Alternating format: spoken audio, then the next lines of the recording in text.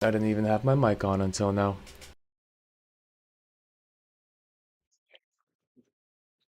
My previous stream. I gotta clean that up. So, today instead of math, I'm gonna show you what I showed one of my students the other day. She's a math student, high school, ninth grade, just entered.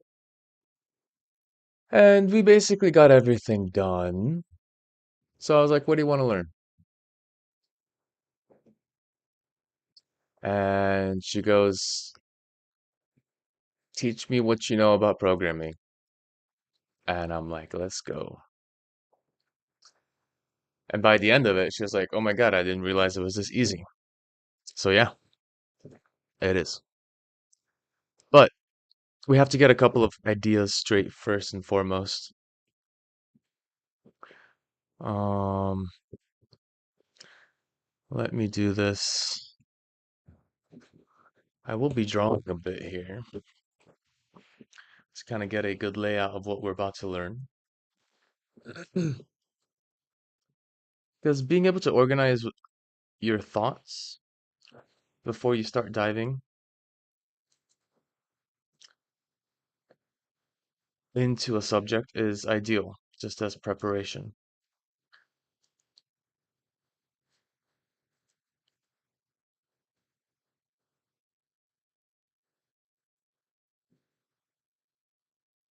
So, programming or beginning code. One thing we have to really absorb is that all languages are basically the same. If you think programming is hard, depends on where you start and who your teacher was. So we're going to observe this in a kind of bird's eye view first, and then we're going to put together a piece of code. I like to use JavaScript because anyone can pick up a notepad and basically start programming right off the bat. But when we're thinking of coding, we gotta consider the logic at hand. So here's where the logic is organized. All languages share the first 15% of syntax. Not syntax, I'd say concepts, because they have different varying syntaxes, the way they are written, but context. And it's very similar to, mathematics. In math, we have a variable that can be a number. We have another variable that can not just be a number, but be a whole equation. And then we have something called a function that holds that information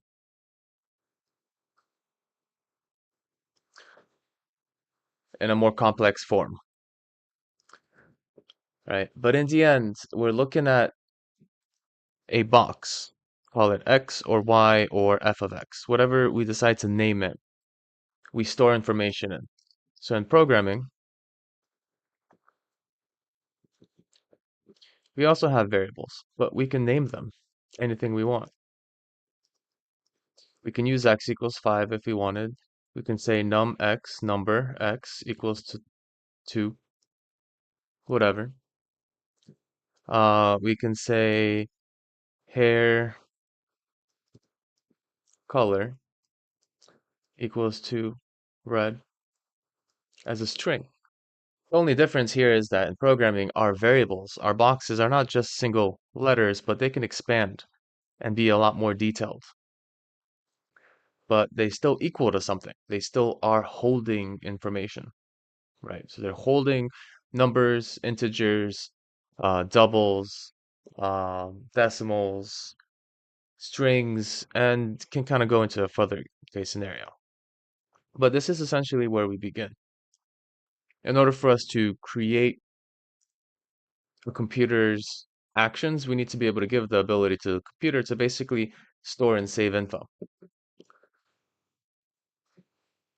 But starting at this concept, It's the first 15, right? So all languages share these. How do we make them happen? Well, it depends on the language. So we'll start with something simple.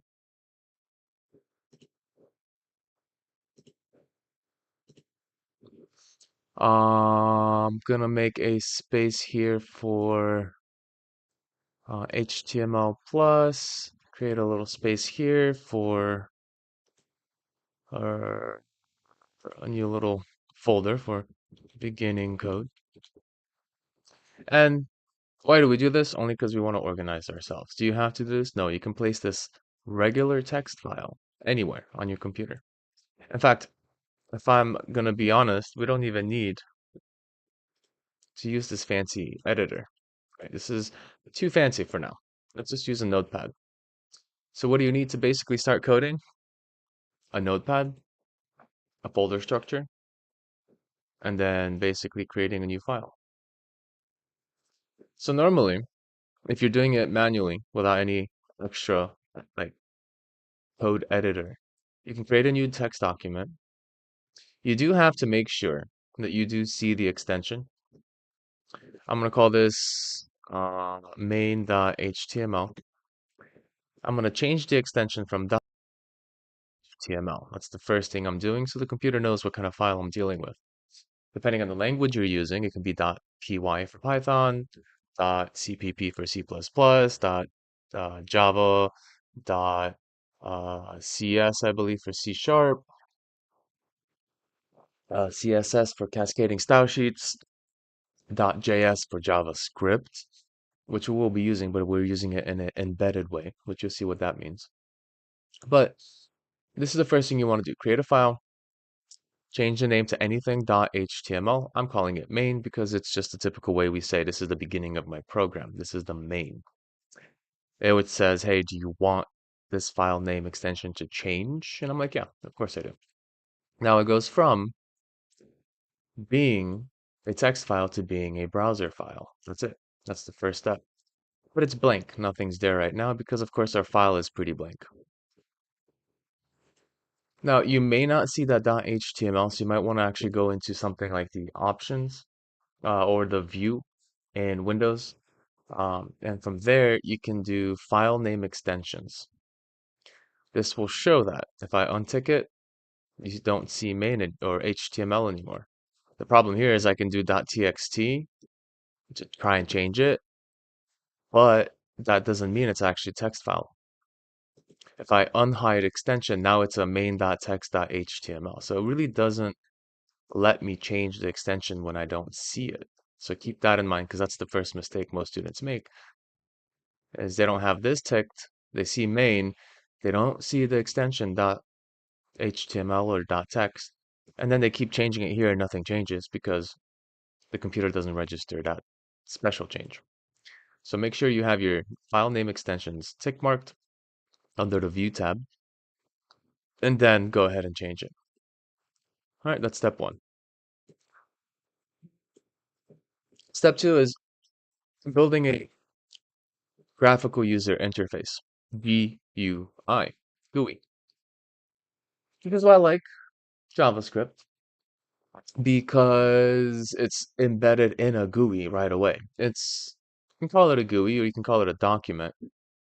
Technically, if we think about HTML, if you know the details of it, it's more like a Word document, a very advanced Word document that's meant for HTTP requests for being sent online. Outside of all those gobbledygook words, all it means is there's a bunch of languages in one file, and it interacts or it includes the interface in the same file, which is great because you don't have to fart around C++ with XML or C++ with some other C++ based GUI extensions and Python too. If you want to make a GUI for Python, you have to include PySide 6. There's just these levels of like, where's your base programming, your logic, and then where's your interface. But in HTML, you don't have to think about it. You only think about the concept of programming and don't really care about the concept of how do I, well, how do I extend my ability to go into graphic user interfaces? With HTML, it's already built in. And we basically activate, this is a HTML file. Probably maybe 50% of you watching know about this, have seen it, have right-clicked on top of a website like Google and opened up the inspector, and then you saw an HTML file, and then maybe you saw a head file up here, and then the body file. And there's specific meanings to all of these, but this is your basic setup. So if I do go to Google, I right-click, inspect. If I collapse everything, there's your head and there's your body in its very basic structure.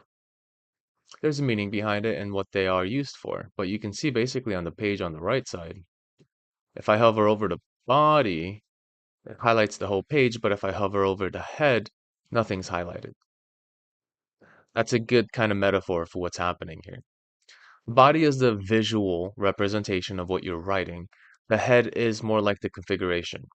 Like you don't see a person's brain, but the brain does make the definition of the person. Same thing, the head doesn't, or the head in a page doesn't get viewed by the user, but it has basically everything to do with what you're seeing in front of you.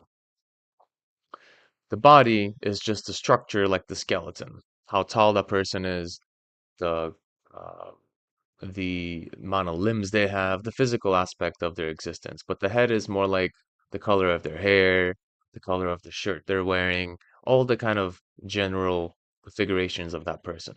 If you think of it that way, that's basically what these two mean in a general sense. So if I wanted to make something appear in my blank page here, I would put text in the body.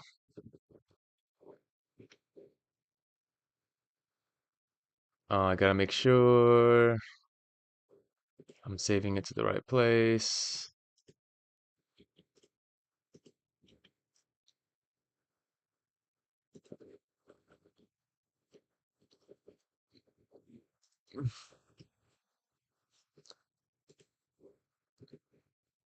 And then I refresh. So there's my text, there's my text. It's tiny. This is the default. Think of it like a Word document that again has defaults on text size and all these kind of things. So we're basically looking at a Microsoft Office document until we get a little more advanced on it. Now, we have to consider that computers read from left to right, top to bottom. So they won't know what a thing has grouped together unless we have a beginning tag that states, hey, this is the starting point of the head, and an ending tag. This is the slash or the ending point of the tag. So everything in between these two tags is the head, and everything in between these two tags, the body and the slash body, is considered the body. So it kind of considers that reading from left to right. It always scans and then stops and says, okay, what I just read was the body from here to here. That's just because the way computers work. We can expand on that and we can change this to a unique tag for text editing. Documentation, again, just a regular document. And this is a header 1, H1. Now, if I go back to 100% zoom and then I refresh, now my text is bigger, but I haven't zoomed in. It's just the way that the head is set up. I can copy and paste this, and then I can change this to H2 for a smaller header. And then even smaller header. And then finally, your typical pay for paragraph. So we're writing a paragraph of text here.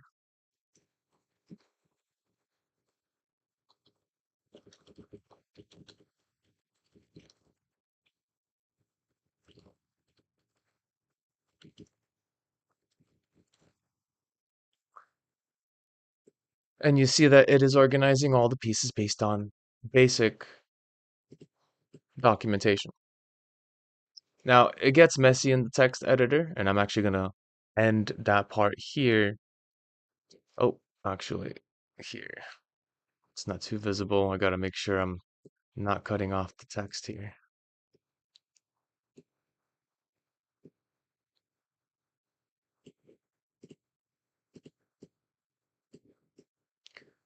So what I'm going to do next is essentially change from this basic text editor, black and white,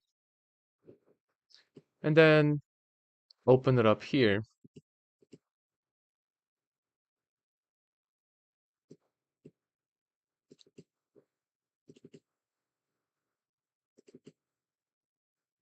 But I have so many things kind of hovering around, so I'm going to close this, put this here. There we go. So there's that same set of code sitting here in a much nicer format. It's organized, it's clean, it's neat. Spacing's important, so these tabs aren't necessary. These extra spaces are not necessary in front of these tags, but they give us a bit of a visual white space organization. Just like bullets. You know, when you write bullets, like maybe there's a reason why we do unordered lists, and then li, list one, info one, shift alt, great shortcut, and then press down with the shift and the alt to basically replicate. These are the powers of using one of these editors. They have given us basically tools that are very commonly used so we can code faster. So again, notice how the white space here, we don't need the white space in front of these bullets, but it does add to the organization. So the same thing arises with the tabs that we use. The amount of tabs basically shows how far in the document we have gone, which helps us organize, well, what level are we on currently? So these two tabs mean we're in the body. One tab means we're in the HTML. No tabs here, so nothing in the head yet. And that's how we try to keep our code organized. So we haven't done the head yet, but this is where we can add a bit of style, which is literally the keyword we need, style. So now we enter a second programming language. It's not programming, it's designing, so a designing language. But in the end, it is starting to become a bit more complex with variables and interesting tricks to optimize uh, the styling process. So we can kind of think of it as just code, but different kind of code. So far, all we've done is HTML.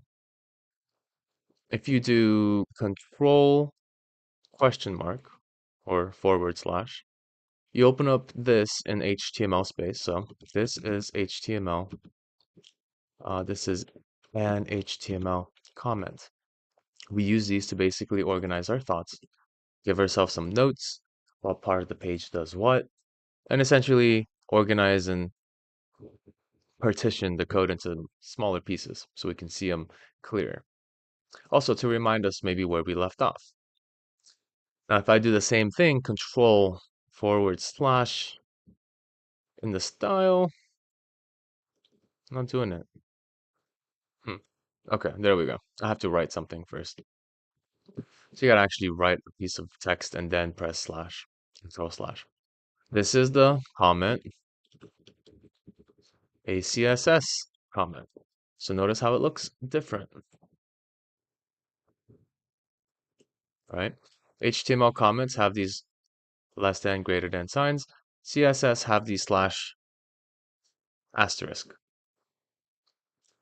This is how you can also tell what language you are currently working with, or at least within the tabbed space, this three-tabbed area now is dedicated to CSS code. What does CSS do? Well, we've just added this and nothing has changed, but let's go ahead and make some changes. From here, let's say we want to take the H1, so we put just regular H1. Curly braces, you'll see very common in programming. Curly braces are going to be used a lot. You can think of this as a block of code. Is a block of code. It can be used in a lot of different places, but you just have to remember everything in between these braces is basically like a function, or particularly a set of relative code organized in a block. Well, we don't keep it closed. We open that up with an enter. And maybe we want to change the color of this text to red. Voila. H1 is now red. Um, we would probably want to organize all this. So colors are cool and all, but I still kind of have a little bit of a, it's not too organized. It's kind of like flat on the left side. So what I can do is look at where H1 is and go up one to the parent, which is body. There's a relationship here that we got to understand between body, the parent of child H1, child H2, child H3, and so on. Anything inside of these particular tabbed spaces or these tags, remember, tabs and then tags, right? I'm going to be using this pretty often, so it's going to be kind of hard to interchange, but in the end, they kind of represent a similar idea. Everything that is two tabs within the body is owned or is a descendant of the body tag, that tag in which it is inside of or tabbed inside of. So if I wanted to control everything at once, I would go to Style. Under H1, or probably at the top of H1,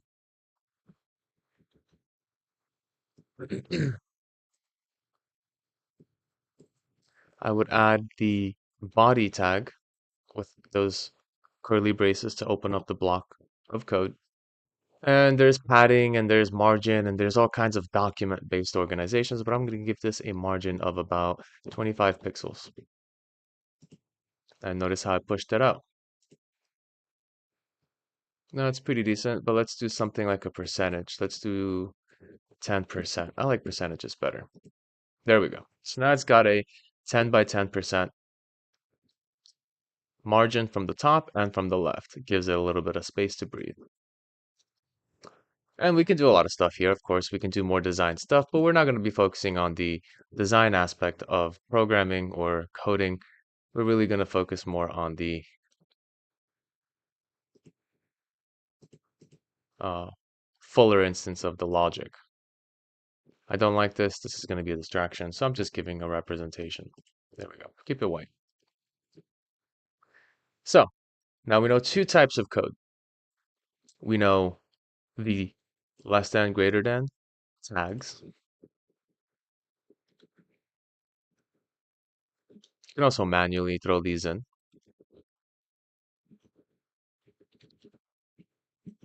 So there's an opening tag and a closing tag.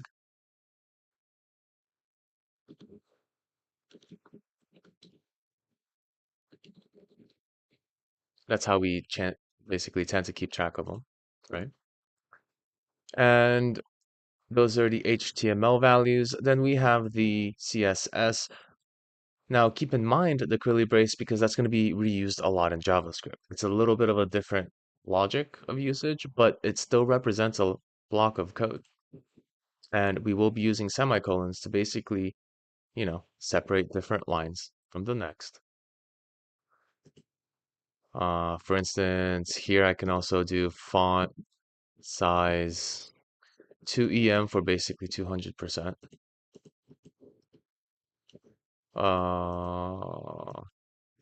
REM? No, I'll just do a percentage. It might not be. It's gonna make it smaller. Oh, that's tiny. Let's do 225%. Oh, okay. So that was already a 200. So then we should do 4EM. Double that one. There we go. All right, so we can essentially organize a line-by-line adjustment to the text visually. But we're more interested in the mechanics of programming. So we're going to go into the brain, the scripting. So again, the CSS space visual design code. That's one way we can think about this. HTML space Structural design code. Structural layout. How about that? It's not really a design, rather, this is how we lay the page out. The first text ends up at the top, the second text underneath it, and it just goes from top down order, right? And then this is the JavaScript, which the comment changes. This is what the comment looks like in JavaScript. It's two slashes. And this is a JavaScript code comment. And this is where we can say brain of the application. Now, in reality, without JavaScript, we just have a Word document. So technically, you don't need a brain to make a document, right? You just advertise a web page, put the information on how to reach you, and you just have a basic website. But JavaScript expands on that ability and puts logic in the background. So a couple of things we can do, kind of set this up real quick, is I like to see information change on the page as I play with code, like a console, which you can use. But let's get a little more advanced with it and just refresh the page itself to see those updates. So I'm going to put h1 as a specific identifier, ID, and I'm going to put header1 as the ID value. And in the JavaScript, then we have the ability to create variables, right? Storage. So I'm going to create a variable with var. I'm going to create head1 text, set that equal to document.getElement by ID. We can also do other types of selections, but for now we'll do this. And then we will take our what is it? Header, what do I name it? Header1. Header1 value.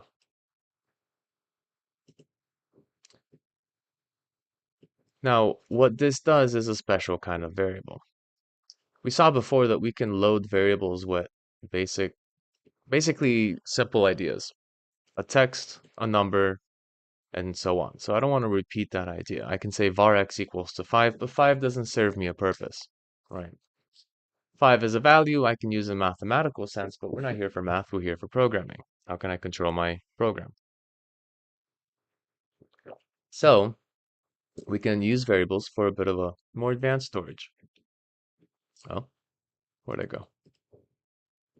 So in this case, my header1 text variable is going to hold a location in the document with the ID that we get of header1, which is this exact tag. All of this gets stored in that variable. So we can pull it back up. There's a couple of things I can do with it. The first thing I can do with it, since I technically now am holding this HTML tag in a variable, I can do a change to it. I can do .inner HTML is equal to title of, oh, let's do beginning programming. Now, one thing I should do, and everyone should do, is to put semicolons at the end of their lines of code. This is a standard for all languages. JavaScript is nice to us, but it also makes us lazy when we don't do it. So whenever we move from another language or from JavaScript to C++ or Java, we will not have the very healthy habit of adding semicolons. So keep that in mind. So now I've saved this document location, and now I'm feeding it a new piece of text. So now we're going to see this text change from to this. Well, I want to change the text to blue maybe. It's another nice reason. Oh, let's do green. A nice little detail about these text editors is they give us a very nice interface for modifications. If we wanted to change color, a nice little tool for that.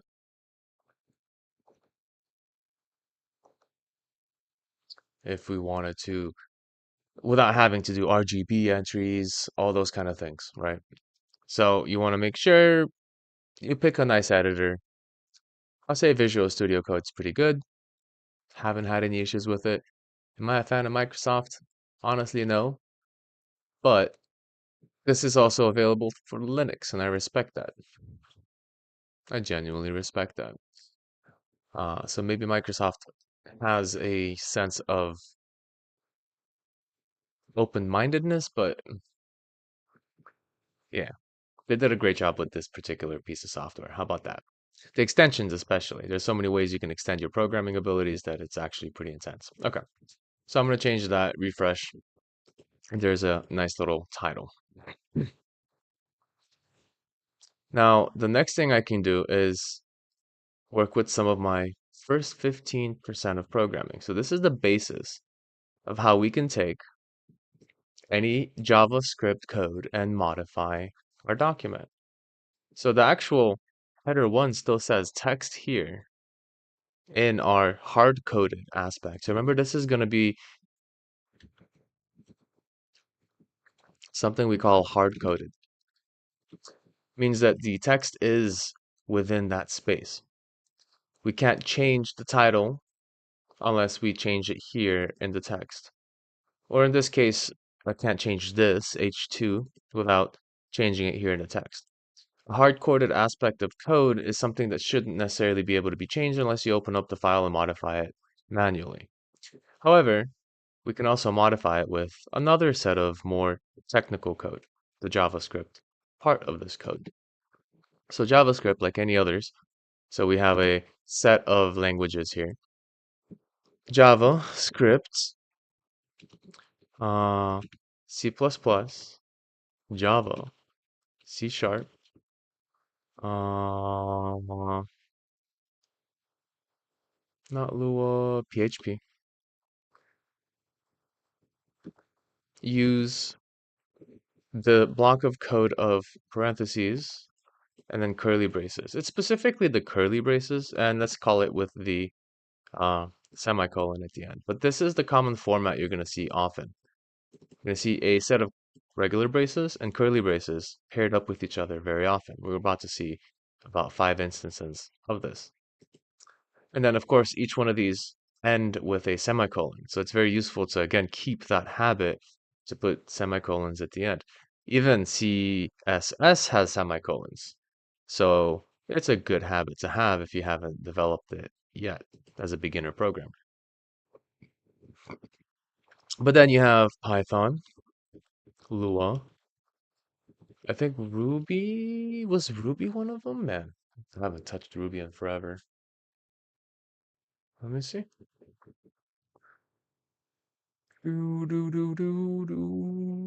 Perl. No, it's a well, yeah. Yeah. Ruby too. Have what they call a use tabs instead of curly braces. That's an interesting one. The tabs are more important in Python, Lua, and Ruby than they are in JavaScript, C++, Java, and so on. It's just a technique. And these are really the two ways that programming languages will function. Either they will use curly braces, or they'll let go of curly braces for tabs. That's it, right? So once you kind of understand this little difference, your syntax can change basically between two different programming languages, whether it's Python to JavaScript, C++ to Lua, and so forth. The logic still stands. They all share the bottom, though, in concept. Variables. So we have var, some number, 5, var, some text, stuff, var some decimal, var some boolean, true, or can I do and? False. It's a very funny one. I have to explain a little bit about this, but this actually does count as code, but it's going to be always false. Like there's a weird discrete mathematics concept or function happening here. We'll take a look at that later. Some array of values.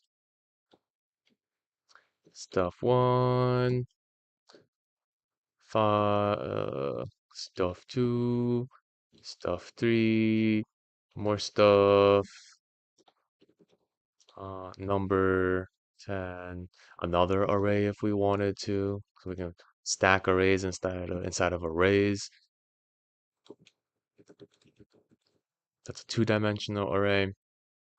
But basically, it's instead of having a single value in a one word, like 5, and just one whole piece of text, why would I want to use some number instead of just putting the number 5?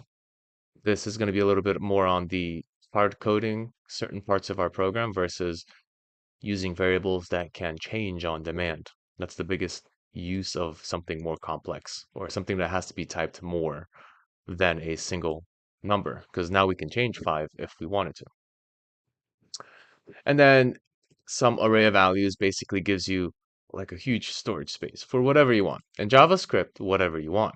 This is special in JavaScript because it organizes all this different set of data, which we have strings, integers, all kinds of stuff inside, right? Even array inside of array. Then you have a some key value pairs. This is a curly brace. Name, Christoph. Subject, programming. And now when we're looking for certain things like the name in this particular set, we will open up a specific area for name, which we haven't seen yet, but I'm just kind of showing you what, exists. And that's basically all the variable types in JavaScript. Again, it is much nicer and simplified in JavaScript to have to consider all the more advanced versions of how variables work because JavaScript simplifies things. And it's the best place to start learning how to program without having to overcomplicate yourself with the concepts until you get used to the syntax. That's the biggest thing. This is the syntax we're looking for and some of the context that all programming languages use. So variables, all languages use. Then we have logic. We have to use these in some way. Loops, checks, does this equal to this? If so, do that. Kind of like a structure that's not always linear. We don't want it to run the same code every single time. We want things to happen sometimes and things to happen or not to happen sometimes, or a choice of different options. We may want to add one time, subtract another time. If we're making a calculator, multiply, divide, all these different options, right? But you got to remember, code is read from top to bottom. So once it gets to the bottom, it's done reading, and whatever is loaded is loaded. So we use logic to extend that capability. So we have if checks. So if something happens, do this. Else if. So if the first if doesn't happen, then do this. And then else. If neither of the others work, or if the first one doesn't run and the second one doesn't run, just use the third. Or by default, the else is always going to run.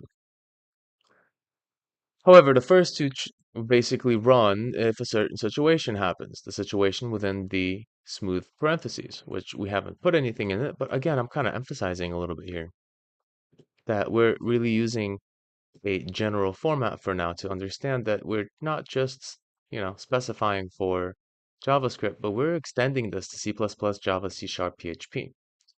And this is the logic that all of these languages use on a regular, natural, standard basis. Then we have a while loop. Notice the pattern. For loop. Notice the pattern. There's also the case do situation, but I don't like to use that too much, so I'm gonna skip that. Heck, function. It's a little bit different here, but it still has that parenthesis and bracket. Parenthesis and curly parenthesis or curly bracket, whatever you want to call it. We have a try catch, a little unique on these, but it's very useful for us to uh, run certain code if it breaks and then run a different set of code. So very good stuff to use. And then a class.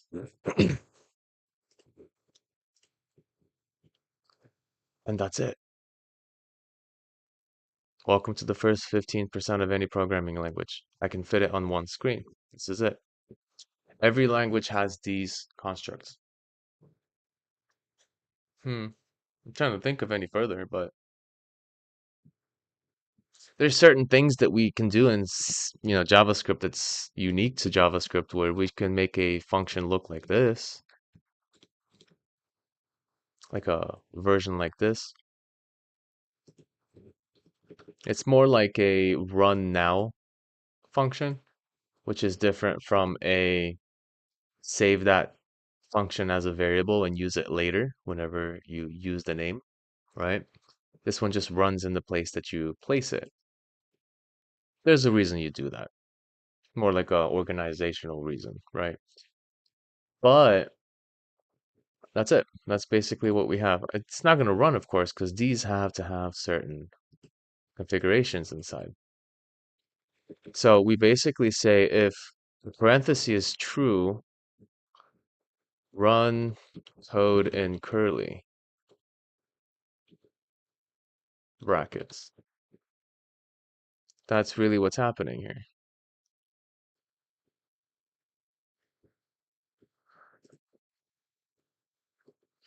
So we check the parenthesis to see if something is true, and then if it is true, run code in curly brackets, otherwise skip.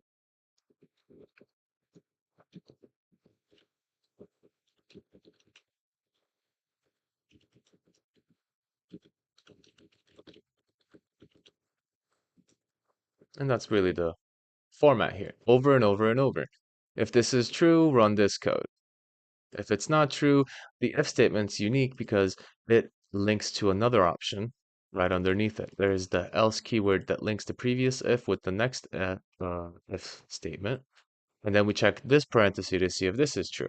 If this is true, then we run this set of code. But if it's not true, we can kind of have as many else ifs as we want. But notice all of these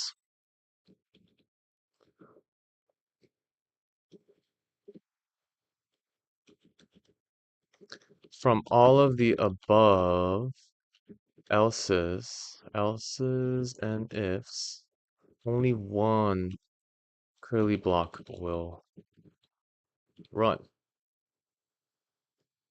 It's a choice based on what the situation is. The next case is these down here. These are called loops, right? Loops, which is a form of logic as well. We'll call it loops, but it runs within the logic space.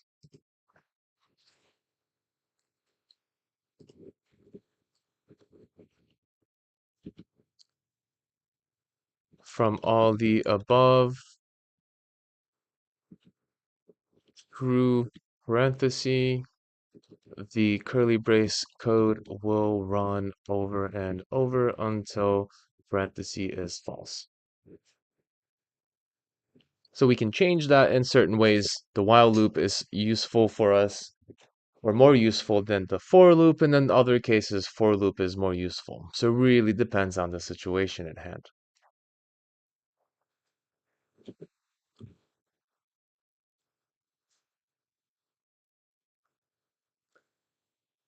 Oh, little breather. Man, I was in the woods today. It was so nice. We did a little hiking.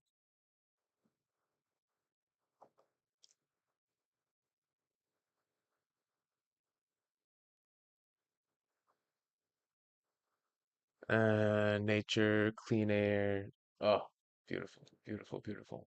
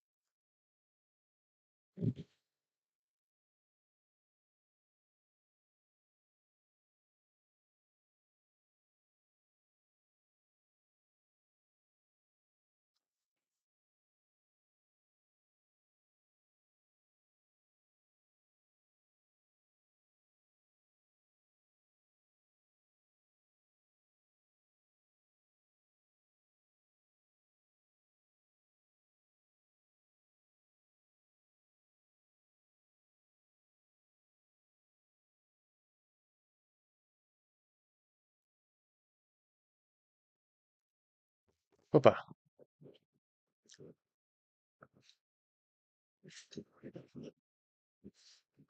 I'm gonna take a quick break, put on some music for a chill sesh,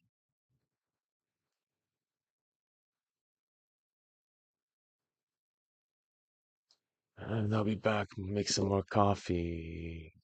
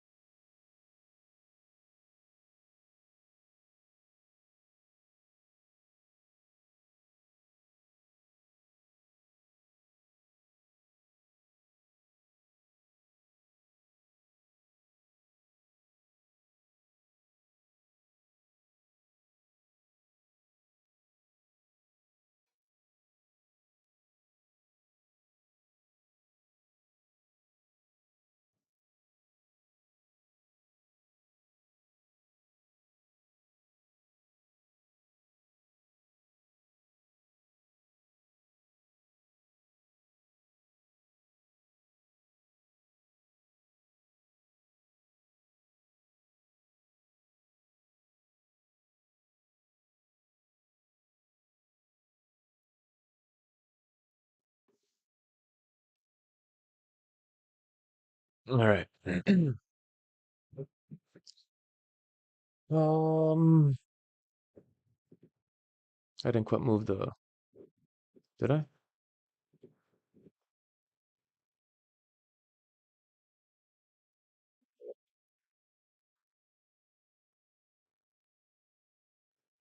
Huh. Okay.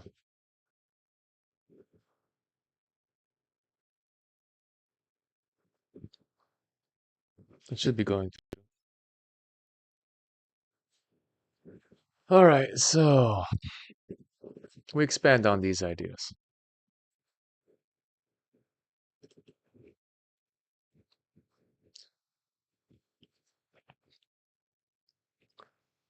I'm going to comment these out for now. Yeah, let's do this whole section. So now again, if you want to comment stuff quickly, it's nice in Visual Studio. It's control forward slash. And if you want to uncomment, control forward slash again. So very good for hiding code, deactivating, debugging, and essentially keeping stuff there while you're testing stuff out. So, all right, this is all variables. They're not going to really get in the way right now. But I'm just going to move this down, close this out. This will be the sample, the intro JavaScript reference. And I'll create a new script space. Now, the first thing I love basically teaching all my students to get into programming is an interface. You may want to control your own program, your own web page. Web page enough that it's local to your computer, but consider it making it as a local web application. Basically, using the browser and all its abilities to make yourself a personal application. This is the greatest way to basically play around with code. So here's what I mean.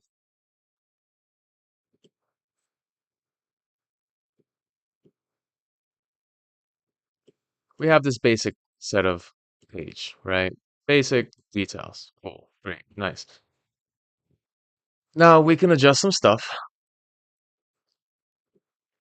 Uh, Add some extra functionality, like potentially what I would do, put a,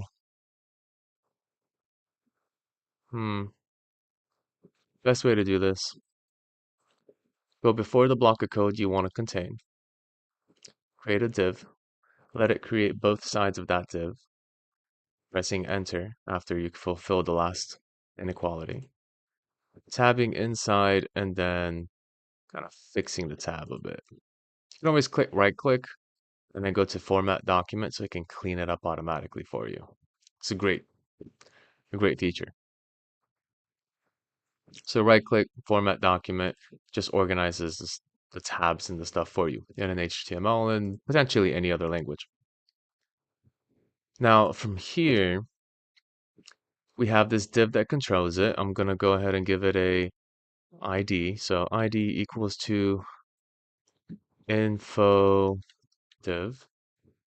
You have so many choices to name these. They tell you to put these little dashes in here, but all due respect, eventually I use the whole thing as a programming canvas, so I'm kind of still working with a programming lingo. If I was supposed to like make an official website for a corporation and they requested dashes instead of camel case, fine, I'll do that. But is there a reason to use one over the other? No. Just because some people are used to it. They want to expect specific types of naming conventions, but that's whatever. So now I can specifically modify this ID in my CSS, give it a little design with the hashtag infodiv. Here's a couple of general modifications I like to do. I like to do a border radius of 25 pixels. I want to do a background color of a very light gray, something like hashtag CCC. I'm gonna refresh, look at what it looks like. Cool. I like to do a little bit of a, that's too, probably still too dark, so I'm gonna do EEE. That's nice, good. I'm gonna do a margin. No, let's do a padding of the inside of the div of about 50 pixels. Yeah, it's pretty decent. Good enough. And it kind of gives, but I don't like the top. Why is the top so much? That's probably because the margin here, right? All right, so the top has a huge margin, has both the 10% from the body and an extra 50 pixels. Let's make that 25 pixels. Is that gonna be any better? A little bit. It still feels a little too large at the top. So what I'm gonna do is add in some extra value here. 0%. No, that's the side. So that's a 0% to the left and the right, but I want to flip that around. I want maybe 0% on the top. I'll do maybe like 2% on the top. There we go. Maybe 5, maybe 4. There we go. Just to keep this organized a little bit, right? And I love percentages because it makes it mobile ready. You see how it's changing size based on the window size. If I actually put a uh, pixel value, it's going to be a bit more standard looking. For instance, if I put the info div, I can do width equals to 500 pixels. It's going to calculate 500 and it's not going to change size. But if I do 80%,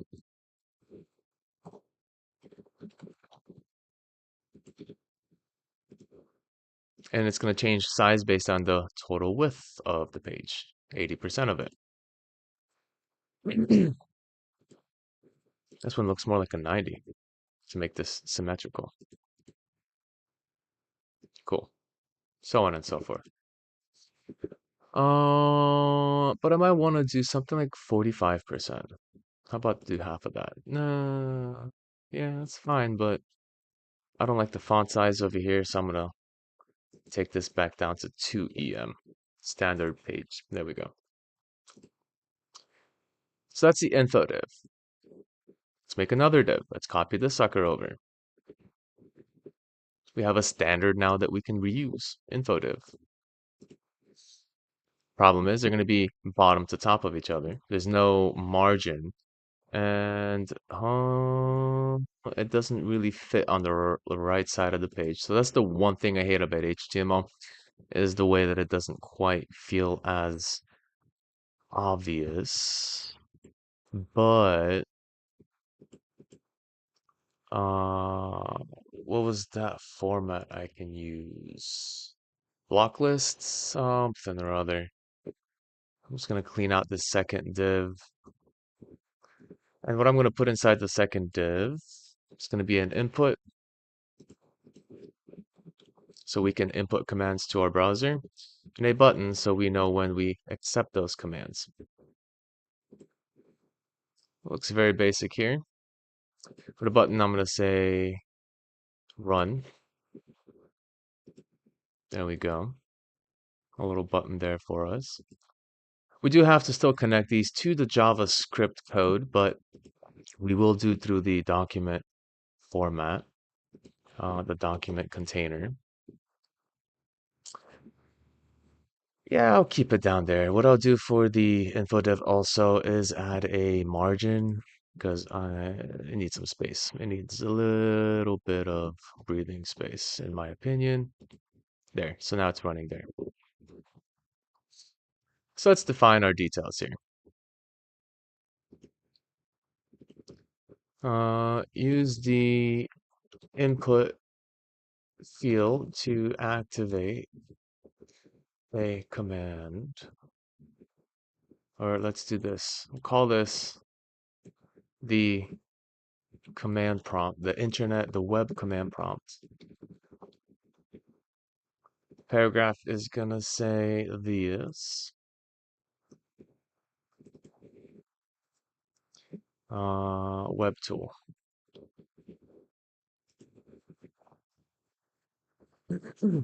Cool. So first, we're going to use this list as a set of commands that we will program into it. Right now it's just info, but as we create certain types of commands, we'll start, giving the user some information on them. But for now, we need to figure a way to connect the user interface, or GUI, if you will, graphical user interface, aka the input at the bottom and the button run that I have highlighted, to essentially now connect to our code, our brain. So remember, JavaScript is the brain of the application. So any logic that we decide to give it, it's going to be the one that does the processing. So right now on this page, it's done. It's loaded everything and it's static. Nothing changes. But that's not a very good application. What we want is this page to change or just do some things for us based on commands, text that we input into this box. So in order for us to give it text so it can analyze, we need to connect this input to this script space. Well, we kind of already did a connection here with the document container. What is the document? Here's the best way I can explain it. If you right click and inspect on any page, including the one you're working with, go to the console. This is where really you'll be spending most time as a JavaScript developer. And just put in document. Just put in document. Don't press enter yet, but notice that my whole page is now blue. It's showing you what the document is. It's everything. JavaScript's one of those nice languages that it's self-aware of the code that it contains. If I press enter, it shows where that code is. I can open it up and boom, there's our pieces of it. There's the body, literally exactly as we coded it. There's the head with the styles and everything.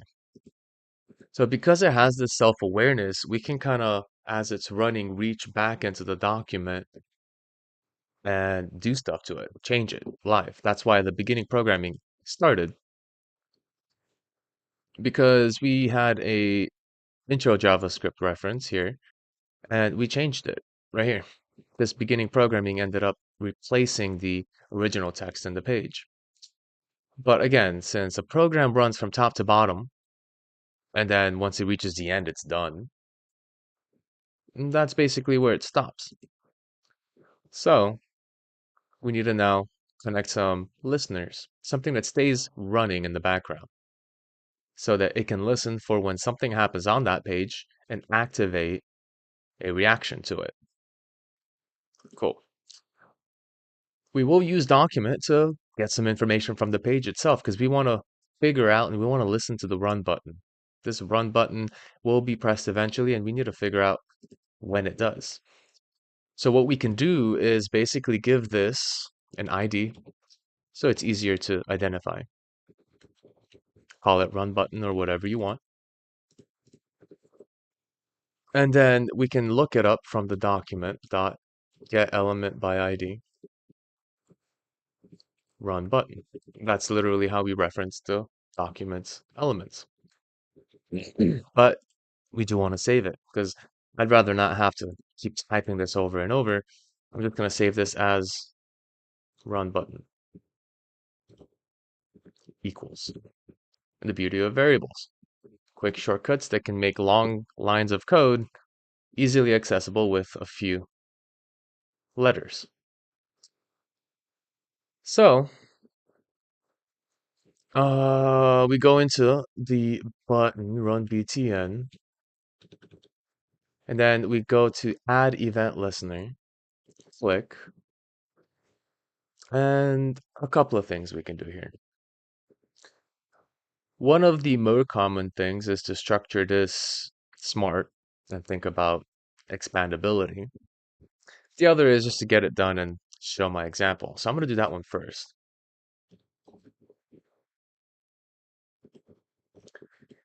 So what are we doing inside the main parenthesis? We're adding inputs, attributes.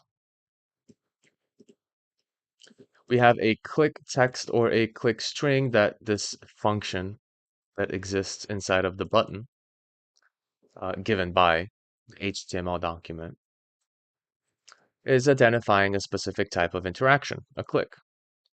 We can do button down, button up, keyboard, all kinds of listeners. But this is created as a JavaScript function to wait for an action on your device, physical reaction, keyboard, mouse, etc. Even leaving the window, like actually leaving the mouse window from the page will activate certain things. That's why sometimes, well, when you try to leave a page, what happens? Oh, wait, here's a coupon. Exactly how it works here. But what I've done is kind of do to create a function inside of a function. So first, click is the reaction I want to listen to on this button. And then I want to run this function. We saw this kind of shortcut function down here. And it doesn't have a name for a reason because I don't want to call it multiple times. I'm just calling it once, and I'm only calling it when we click. It doesn't need a name. It just needs a block for us to maintain some code. So here's a case where we can test it out. Always use alert to just see if we have a solid connection.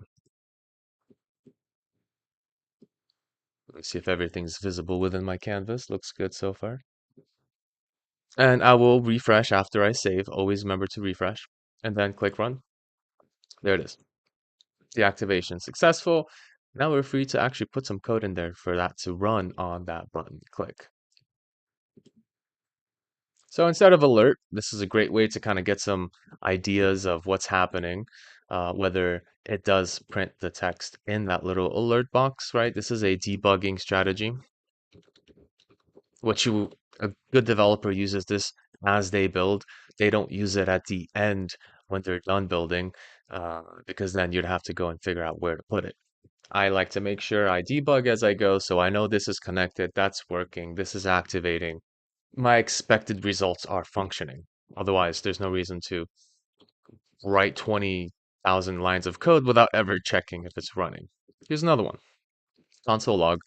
Well, this console log is just this console log. The text pops up here, tells you what's going on. So let's say if I did this case, saved it, refreshed, click, click, click, click, click, click. There's the test, and I've clicked it 7 times, 8, 9, 10, etc. This is just a way for us to activate a text feedback. Okay. Now, my first and basic concept here is to activate other pages' abilities. Not basically going to other pages in a sense, but also having like a command center as a personal page, and then having access to other pages if necessary. This is basically how I built Fathom Computing. And up here, I have a couple of types of commands you can look up. G greater than, search Google. YT greater than, search YouTube. If you type in hack map, you will see hack live vectors. You can go further, menu, other items available, and I think I have a huge set. So if I do menu, I just haven't given that to the public. But if you go to inspect, go to console log, if you're smart enough, here's all the menu options. Udemy, Bing, Yahoo, Trading Alpha, Fintel, Google Market Watch shortlist. I like to use this as a tool for analyzing uh, data online. So anything that has data related to markets, I basically put it in here. So crypto fog, for instance, CNN fog, Schiller PE ratio, stock heat map, and things like regular Google, Google with a colon or Google with a greater than. This is just basic commands, right? Discord DD IPO calendar. So for instance,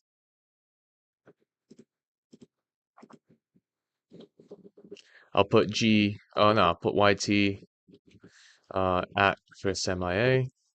It'll take me directly to YouTube with that search. But my actual command space, my home base is still open. It'll actually open just a new tab for me. This is kind of the pages that we used to have back in the day before, you know. It's kind of basic, but you can expand on it, which is the good part. Charisma, huh? Anyway,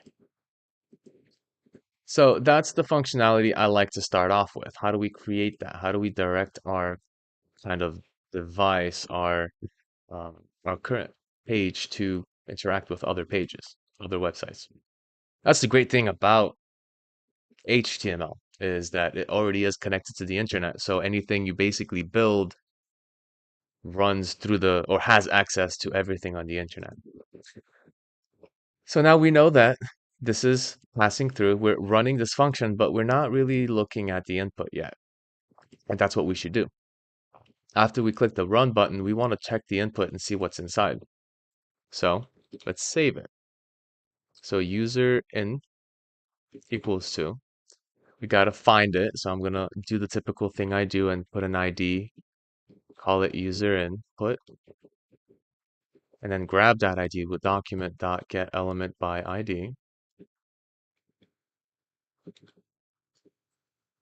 Type in the ID of user input. Now, the tricky part here is the next step. I will use an alert to check it. This is why sometimes you got to know what's inside of certain variables when you don't know them from previous usage. You have to check the content, see how to access it. So use an alert, use a console log, whichever. So I'm going to run this, and interesting. This is an HTML object, but it doesn't give me anything useful like a string, a number, anything that I can pull. So in this case, it's actually going to be much more useful for us to use a console log to check what that stuff is, what is being saved in this variable. Just typical debugging processes. Refresh with the save, run. Okay, great. Still says this, but this is again the specific alert function. There it is. This is the console log variable, right? So we printed it in two forms. The alert that gives us some weird HTML object gobbledygook, and then console log, which kind of gives us a much better view. This is the actual input. But if I put test and I put run, it doesn't give me test. It doesn't throw the information I threw at it back at me. So where is my user input text? Well, got to remember something about these built-in functions. User in currently is something of a reference to an input. Input in itself is an object that exists within the document, but it does have parts further inside. Even though it's not a tag inside of a tag inside of a tag, it's just input. It does have something inside. It's called value. Or was it text? Let me see. V-A-L. Let me see. This is a case for constantly running through undefined. All right, maybe it's value. Save, refresh, test. Test. There we go. So there we go. User input. So now I have taken that content from the input, thrown it into JavaScript. JavaScript gave me a return. And now we understand that it's not just the fact that I'm using this input tag, but I have to reach inside of it and grab a specific part of it, the value. Now, there are also other things like I can grab its ID if I really wanted to. User input is the ID I gave that input, but that's not useful, right? I can put a predefined value in here, input stuff, input command. Then I don't necessarily have to have an input, or it's going to automatically put a command in there. Oh, I didn't check. Change this to value.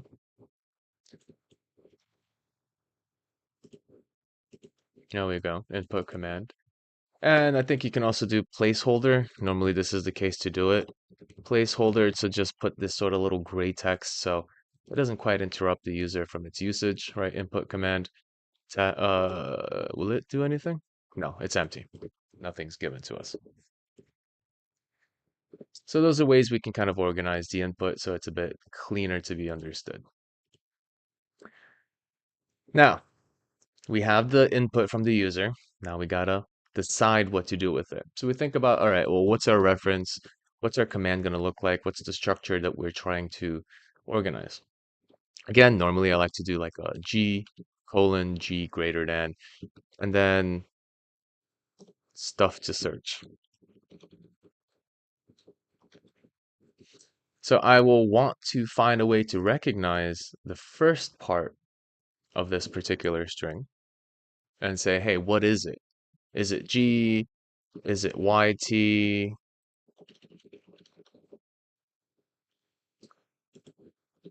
Is it some other commands like hackmap? We'll add that too.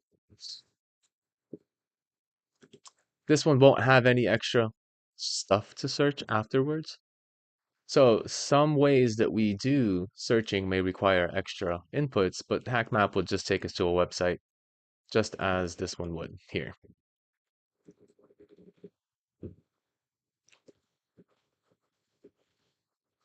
That's it. That's all it does. It just redirects us to a page, and here you can observe what's happening on the net, observing any security exploits, phishing, malware going on the web. It's a great tool. I like to kind of organize all my tools on my own little dashboard, right? So considering these three options, now we go into our logic of run one thing, but choose based on certain criteria. If this happens, run that code. If this or else, if this other thing happens, run that code.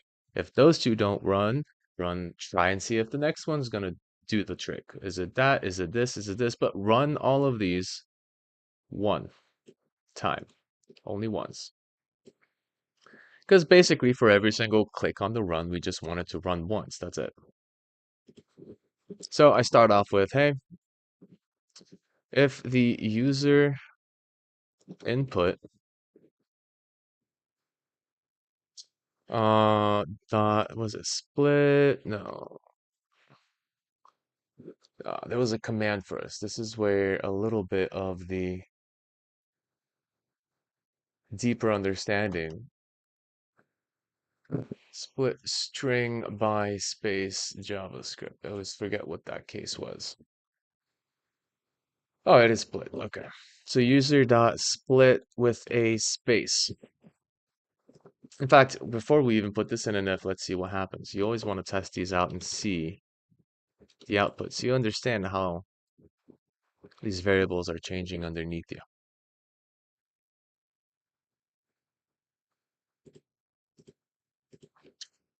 So refresh, run, nothing. Cool. User split. Wait a minute. What do you mean not a function? I think that's a Python. Oh, split. Oh, wait, because probably I haven't put anything in here. Test this command. No, still not a function. Am I using it on the right thing? User in, user. Oh, right. Dot value and then split. Okay, so this one little thing that's going to keep happening now, and I want to optimize my code. I don't want to keep doing user.value, user.value. In fact, I should just have the text of the value in the original variable. So I'm going to remove this from here and remove this from here, and I'm just going to add it to where it should be, right when I create the variable. So I don't have to keep repeating that dot value and just causing myself more and more typing.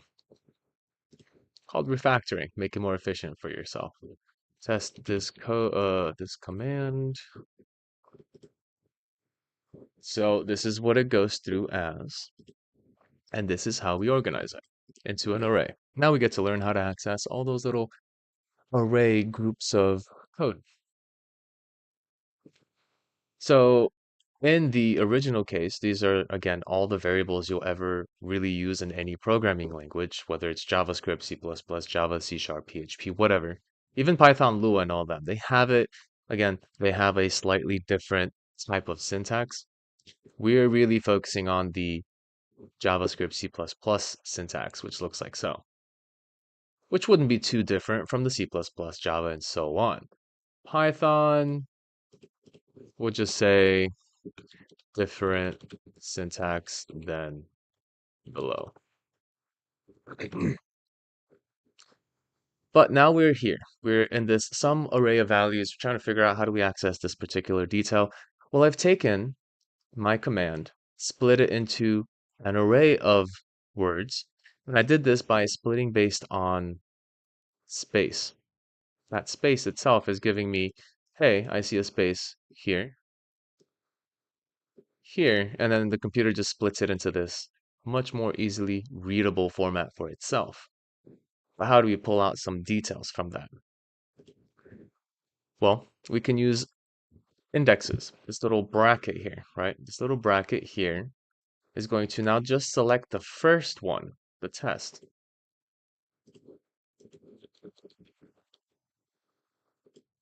So the full input goes through, but only test is being printed at this location, at the split location. In fact, I'm probably gonna comment this out because we don't need this. I'll keep the alert because it's a good reference. So using this further, now we can at least figure out, wait, do I want the first? Which computers start counting at 0, keep that in mind. We humans use the number 1 as it exists on our fingers, but a computer starts from the overall existence of the symbols of numbers and actually starts at 0, 1, 2, 3. So the first location is indeed 0. That's just a adjustment we have to make when we're dealing with programming. Any errors based on that? So if I put 1 and I expect the test to come out because, hey, I want the first number, it should be test, right? And then I refresh and then test this input and then I press run and I'm like, hey, there it is. I should get test because I put the number 1 and I press OK and I'm like, wait, why is it printing out this? Should be test. That's what we call a off by 1 error. Very common error for humans to do because we like to read from the number 1. And when we say you made an off by 1 error, it means that you didn't consider that you just had to have a 0 there for your expected results to happen. As so.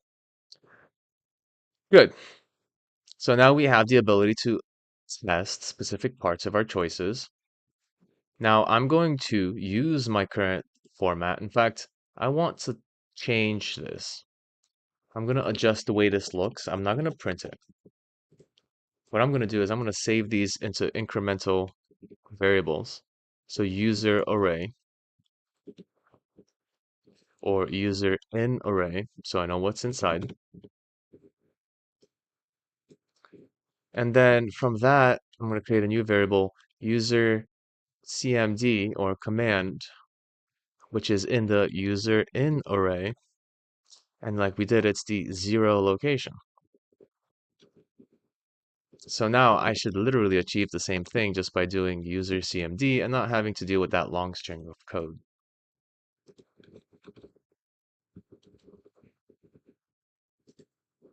There it is again. Oh, another typical issue is typos.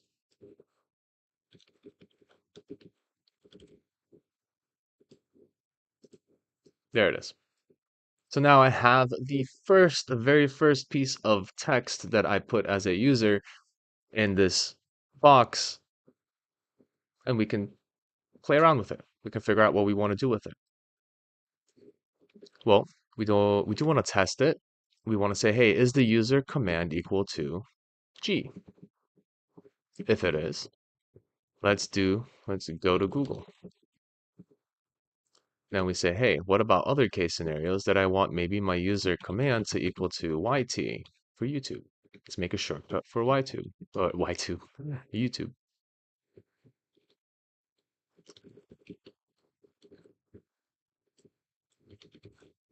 And why keep ourselves limited to just 2 of these? Why not have DuckDuckGo and Yahoo? And basically, you see the pattern here. We'll continue doing each one of these. And however many else ifs we need for how many commands you want to apply. But then what's the else do? Well, what if we went through everything? We didn't find a appropriate command. It's not visible there. We'll give the user, hey, uh, no command found with user CMD.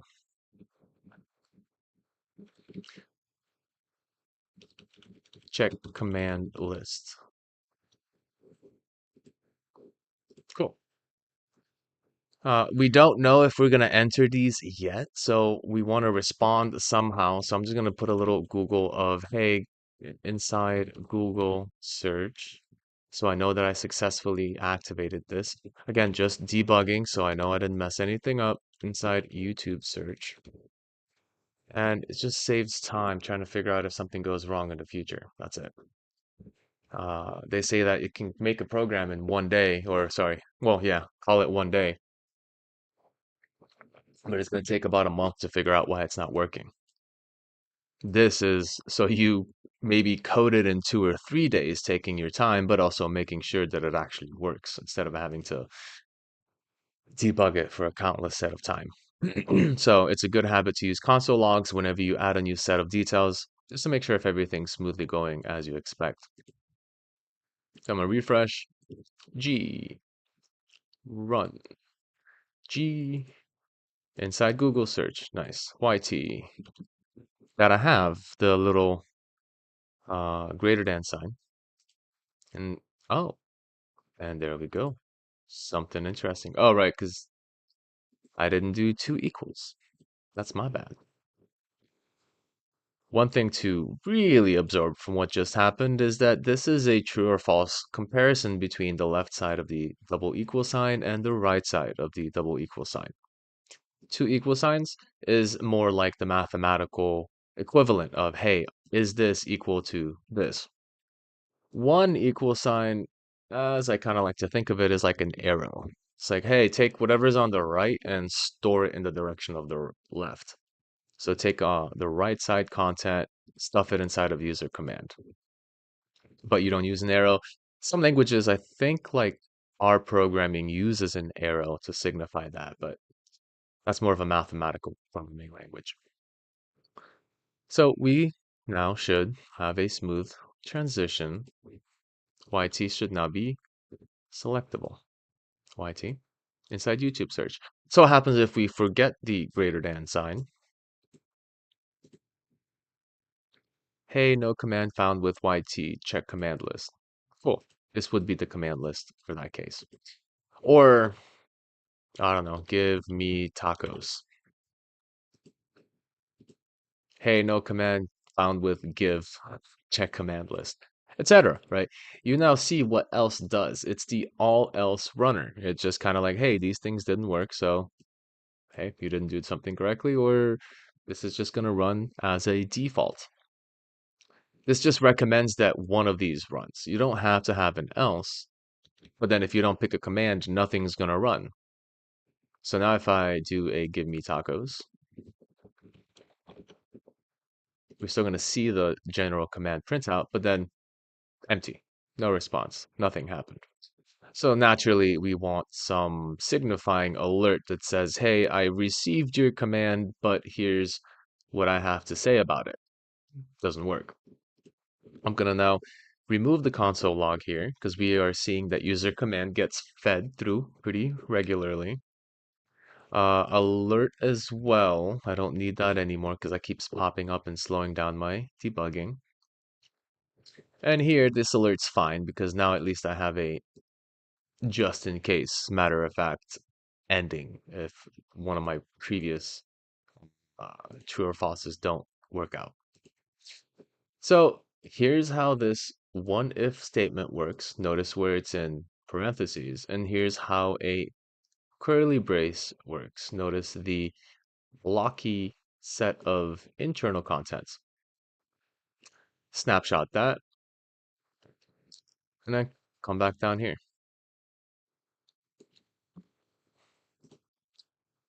we've just learned how the blocks of code work. The parentheses will ask for a true or false statement, and the curlies will just basically run that particular set. So that same logic repeats and rinses. While it's going to have that asking situation. Hey, is this case true? Is this happening? And if it is, run this code, but in this situation, it's a loop, a repetitive running of that code. If you don't do a correct parsing, you're going to run code forever and probably take up the page and probably crash the page on top of it. So there is a case where your page might crash if you don't have the correct exits from those infinite loops. Function is where we're essentially building a function, something that works in a specific way. It's for organization, and we're going to start doing that now. Because in the end, sure, I could just start coding inside of here and making this extremely large and unorganized. But it's better if we start in an organized manner and organize all the details that we're working with in their own unique spaces. So I'm going to create a function called search.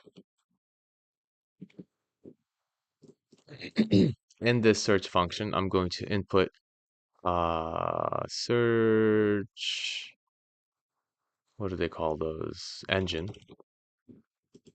It's purple. I don't like purple.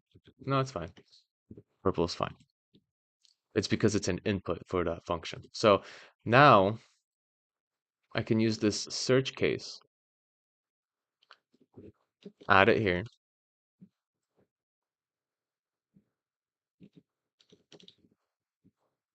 Uh, hmm. I gotta pass something in. I gotta pass some details in. Yeah, let's do this. User in array. So I'm gonna do Google and pass the array that we want to search. Here we'll do, oop, keep in mind when you get some weird tabs like this, Shift tab moves it back, regular tab moves it forward. And here I'm going to do a YouTube search with the user in array being passed through. So now I basically can code both of these spaces without actually repeating code. I'm just calling a specific set of code and using those for both cases. Well, normally I would have to code this specifically for Google, which can go for quite some time.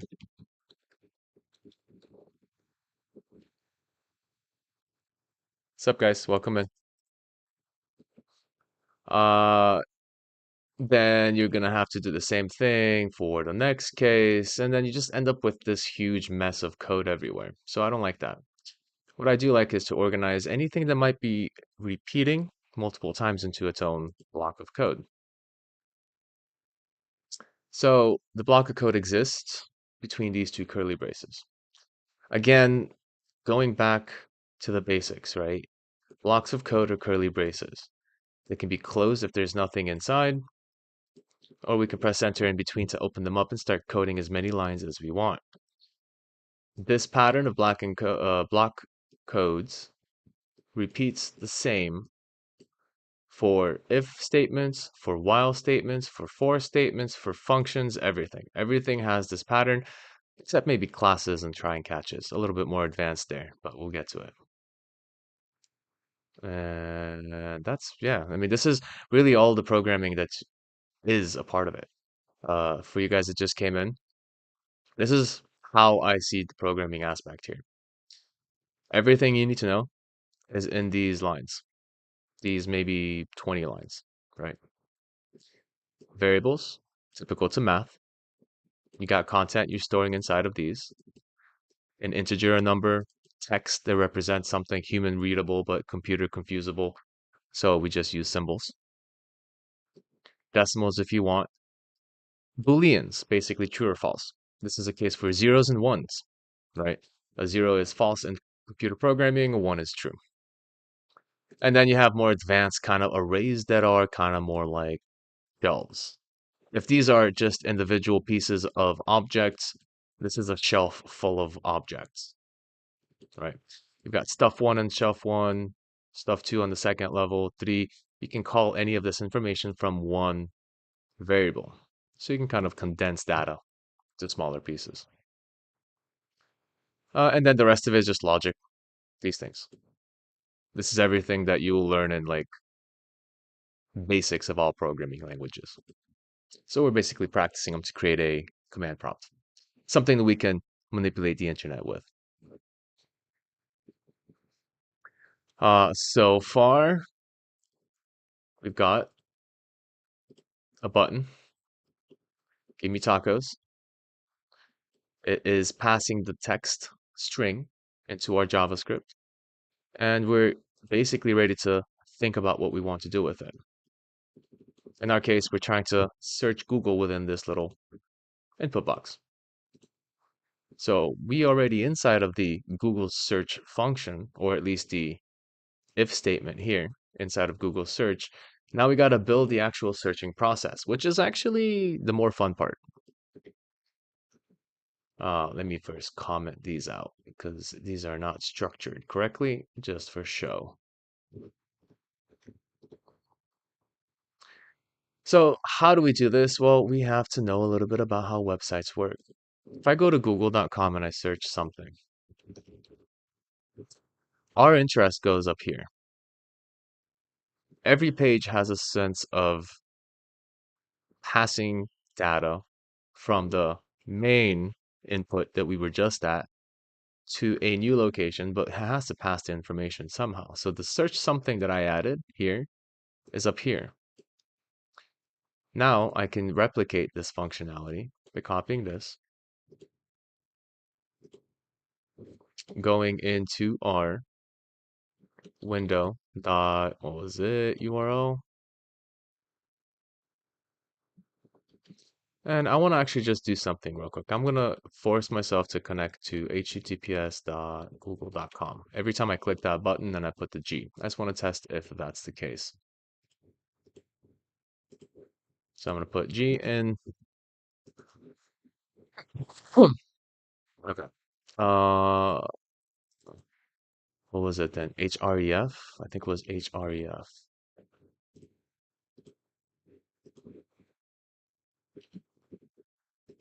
Yeah. What was that command?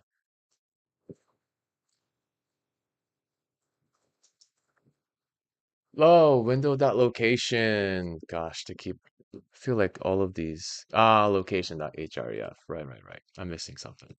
So location.href.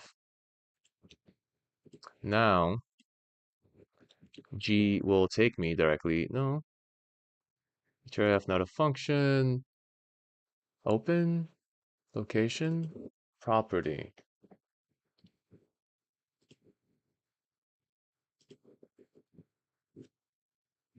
So this is a part of programming that isn't necessarily going to be the same for all languages. This window is specific to the document we're currently using. And location is a built-in function or built-in object within JavaScript.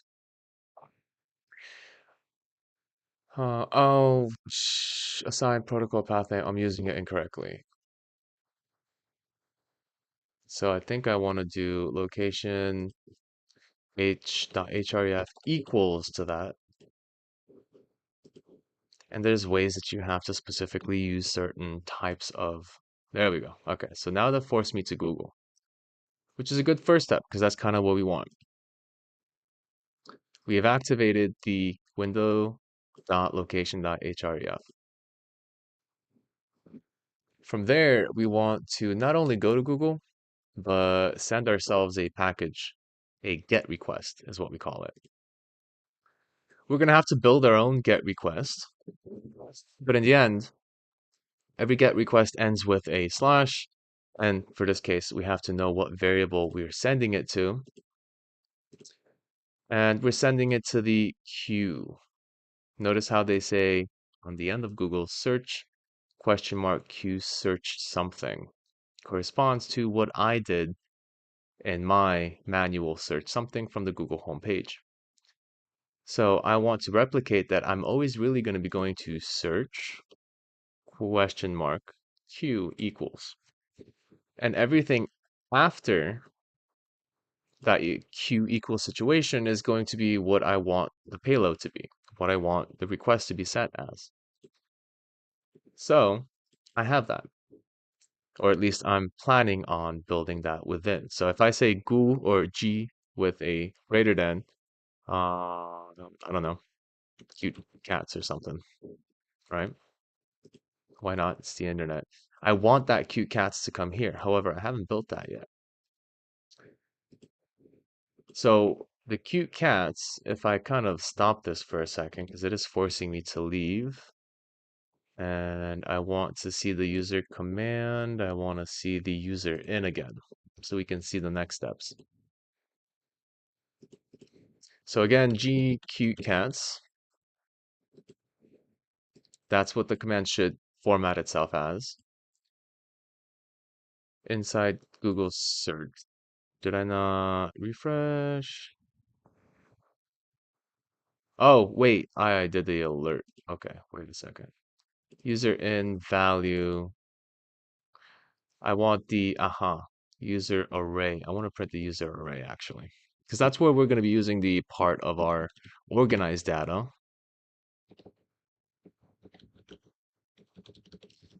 to let the computer easily access the keywords we're giving it. Basically, arrays are nice for us to communicate with technology.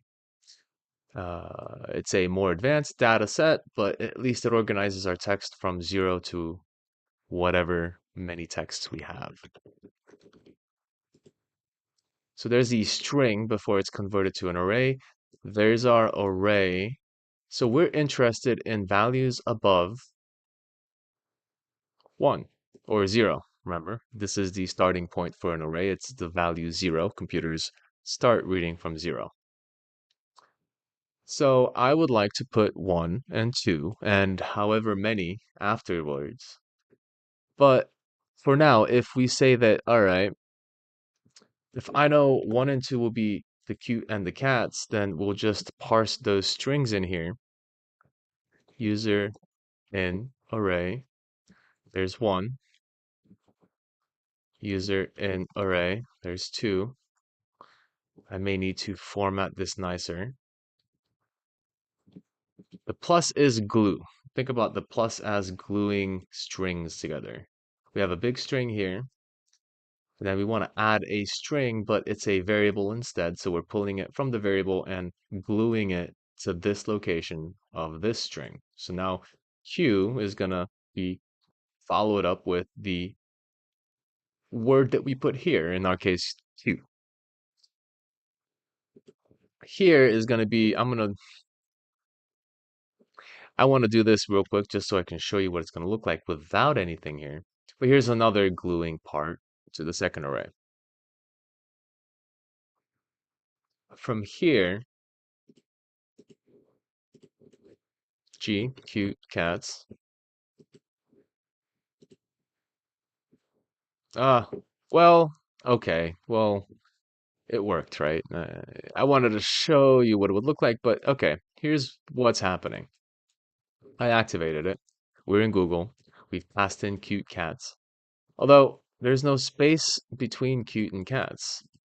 Because again, the place we're actually looking at is right here. User in array 1 and user in array 2, but if you look at between these little yellow quotes, it's empty. There's nothing there. So I can put anything in there. 1, 2, 3.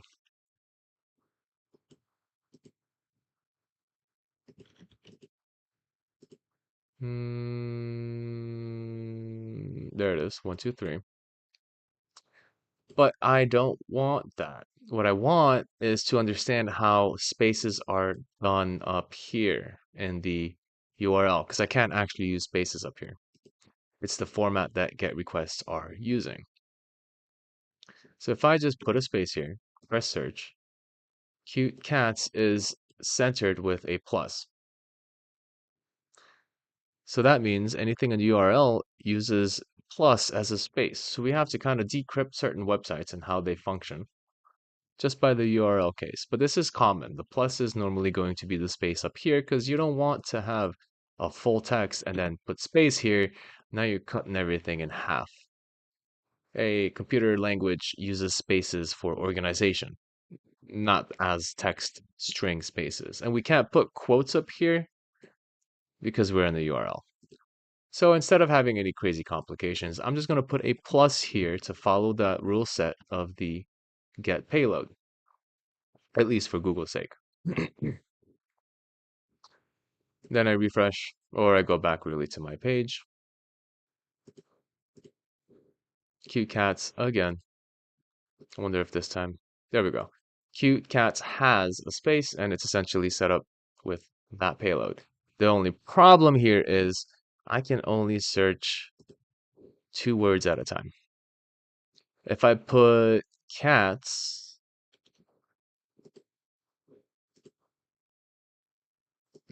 and then undefined, I didn't put anything in the second array, so there's an issue now. It still exists. I'm trying to access it through code, so I'm kind of limited by hard coding this way. This is what it means to hard code.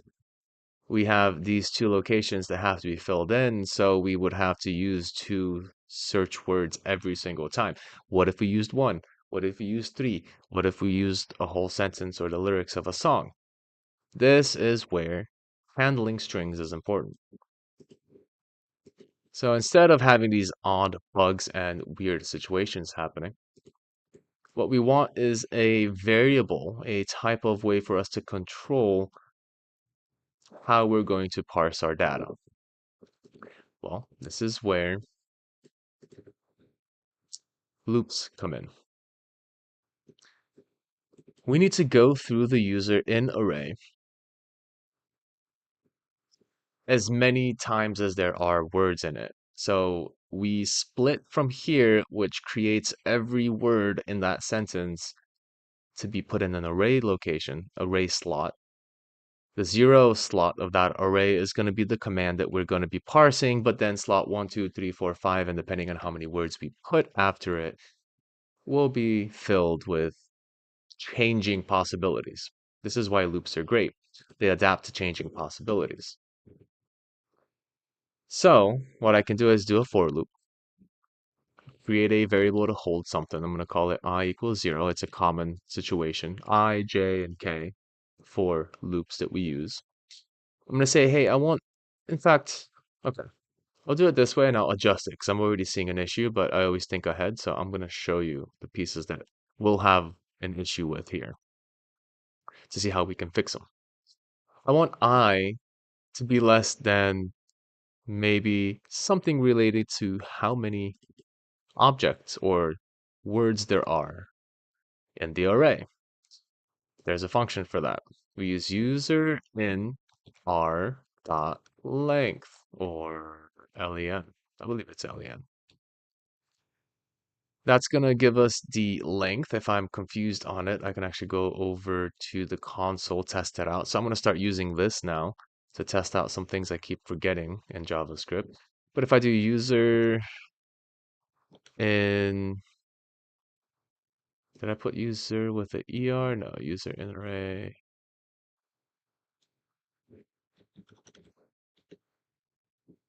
User in array. It closed out, huh? Because it's in this function. The only variable that's right, that's a different lesson. That's scoping. So, okay, I get you. Oh, but I can try this way. I have some test arrays here. I'm going to create this array, copy and paste. Then I'm going to say some array.len. There we go. So now I can test. It's not length though. It's len. It's counting how many things are inside. I guess you can also use length. That's the thing with languages. They keep changing on you. So sometimes it used to be only len, but then I guess so many people, no, they changed it. Or it's another language that I'm thinking. I'm probably thinking Python. My most commonly used languages are Python and JavaScript, so I'm going to be constantly confusing commands back and forth. But they both have the same function. So in the end, or in this case, um, it's a variable inside an object, which is called not a method. That's the function inside of an object. Attribute. This is an attribute of that object. It's how many objects we have inside. So stuff one is 1, 2, 3, 4, 5, 6, and then this counts as one giant object, 7. So 7 objects. Now we can count those arrays. Another reason why we like arrays, because they are much more friendlier to computers. So I do need to put length. There it is. User in.array is going to give us the amount of words we have in the input box. We're going to compare it to a variable I to see how many objects we're going through. We're going to start at the I of 0, so we're going to start counting from 0. And then finally, we're going to increment by saying I equals to 1 plus I.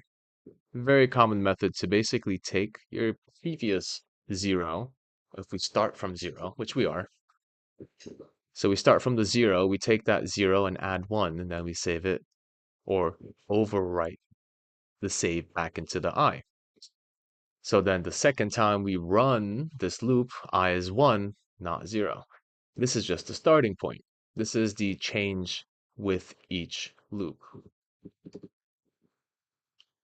And what that's going to do is give us a variable that changes. And that I is going to be changing from 0 to whatever user length. And we can always check it here. In fact, let's do an alert. What's going to happen? A good little consideration to think about before I run it. It's going to run based on the number of words I put in here. 0, 1, 2, 3, 4, 5, 6, 7, 8, 9, 10, 11. So it ran 11 times. And then well, did the same thing I did before. It changed my page. Let me comment this out because it keeps pushing me out. So that's all it does. We now go through each one of these words and increment through it, all within this small little loop space. Instead of basically annoying myself with this little alert button, what I can actually do is save each word with some adjustments to how I expect to pass it to Google, meaning that I'm not going to use spaces between words. I'm going to use plus signs because that's technically how the URL wants to read it. So instead of alerting myself and annoying myself, which is also a fun loop to do to your friends, is to make one loop that goes to 1,000,000 and then make them open it on their computer, and then it just kind of keeps going in circles and they can't get out. You can if you know Alt F4, right? But a couple of troll techniques. This is how Rick Roll used to be a thing at one point, using JavaScript to basically move the window all over the place, preventing the mouse from closing the window and then playing the Rick Roll song. Back in the day of icodeviruses.com. Quite an interesting time. 2005, a long time ago. So, from here now we're repeating for every word, so I kind of want to save it. And I'm going to save it into a variable that I can use for this case. Now, notice though, I'm doing something naughty. I created a function to handle all of this, but I'm starting to basically program without using that function. And I'm going to start getting very, very messy with it. So my automatic, hey, this is going to work, but also let's not do it this way. Let's put this code because I want it to work for Google and I want it to work for YouTube as well. So I'm going to grab this, take it out, go into this particular search space or the function we created down here. And now that code, I only have to code once or create once, and it's going to run for every time it's being called. Now, I do want to consider then the two locations it's coming from. One is YouTube, one is Google. So at some point, I'm going to say, hey, Google is going to be the if, or YouTube is going to be the else if in a similar fashion. But both of them are going to process these words from our search the same. And it just so happens that YouTube uses the same format, right? You go to YouTube, text to search, and there's a results, and there's a search query. It's a little bit more advanced here, but there's your text or test to search also being separated by pluses. So the format's very universal that we can essentially use this one loop to do multiple types of searches. So I'm going to create a variable. It's going to be the search slug. I'm going to make it empty. The search slug, as we call it, slugs are normally like text without or sentences without spaces. We normally use a slug in definition of having like test slug. We change it to a dash. But for us, we're going to be basically using this as a form to use plus as space and just a string holder that we're going to set up with our loop. Now, the one thing I'm noticing too is based on the two differences, right? We're going to have to not have search here. This is only for Google. YouTube had a results page, a slash results, and Google has a slash search. So we might expand on the way we're constructing this. We might want to change this to change based on whether we have Google. In fact, we might even want to build a whole URL from scratch. So let's not even do it this way. Let's say URL, right? Here's how we can do it. If engine, and then we need user in array. If engine equals Google as a string,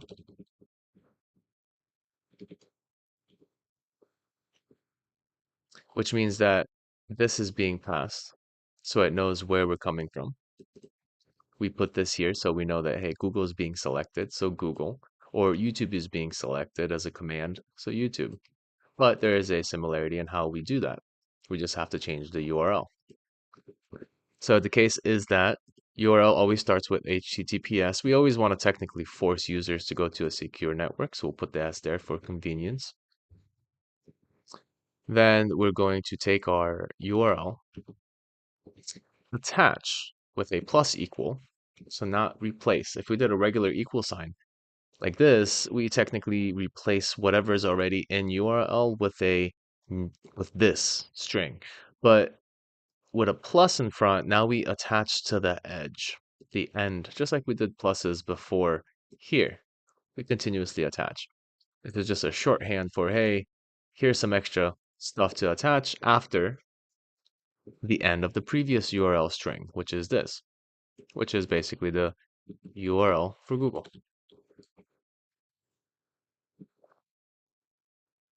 In fact, we can even go further because we know that search is specific to Google, and we can set that part up as well.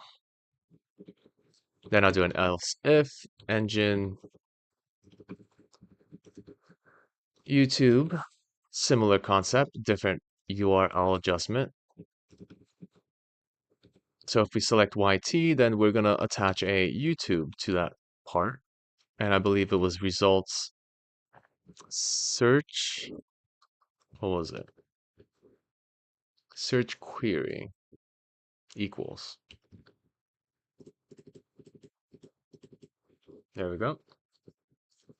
And we leave the equal sign there because now basically both of them are going to accept the rest of that particular set of strings based on the plus space format, aka word plus word plus word.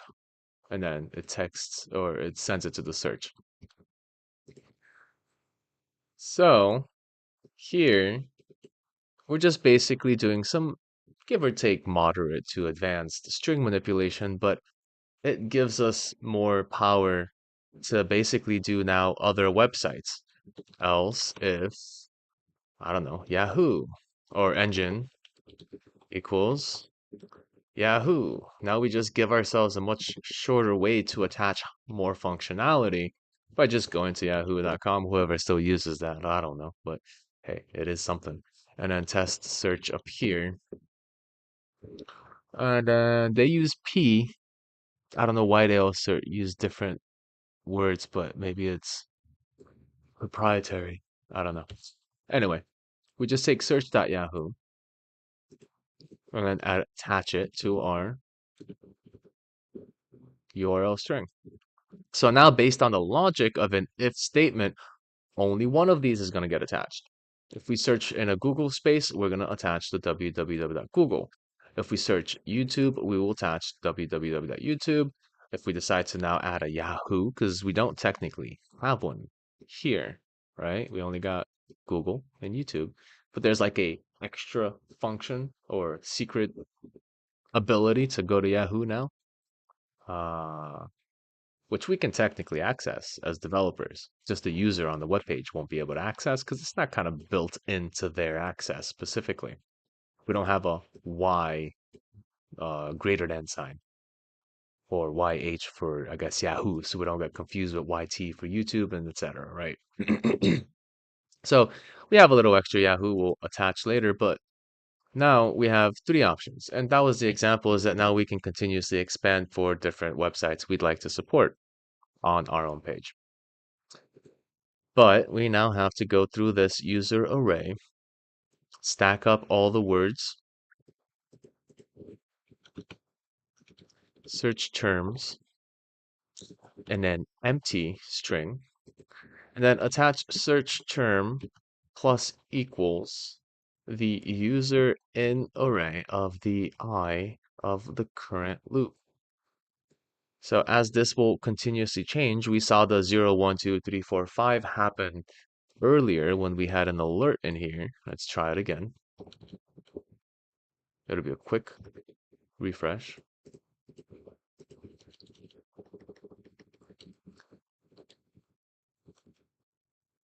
This will pop up. Stuff test 0 for the I of that particular loop, and then 1 for the particular number of that loop. But because we only have two words, in fact, we might have one more, because technically 0 is the G. So we go one more time, boom. So 0, 1, and 2, those are the indexes of this array that are being passed through I value. Or at least they're just basically an integer. It's only a number for now until we pass it inside of the user array. Now they become indexes, and it'll pull every single word, put it in the search term. And this is where I want to really use this and then add a plus quote plus. Why? Well, because we want to glue in JavaScript. The blue plus is JavaScript, right? Yellow is a string. In JavaScript, I require a plus for two functions, either adding numbers together or attaching two strings together, two words together. So I'm attaching the first word in our input command as a string to the plus that we require in order to get that search functionality, right? This little plus here. So this plus we see here in the text for search is actually the yellow string plus. But the teal plus is the JavaScript plus, just giving us the command. So it's essentially working like this plus. These two pluses here, plus I, octopus, octi, plus pluses, plus I, whatever. We have these two symbols attaching strings together to keep updating search term with the word in that array and then adding a plus after the word. In a short kind of summary, we're just replacing the spaces that we're going to be giving to our input space here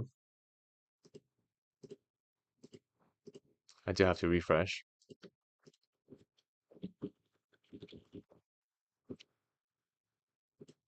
And then I'm going to alert this.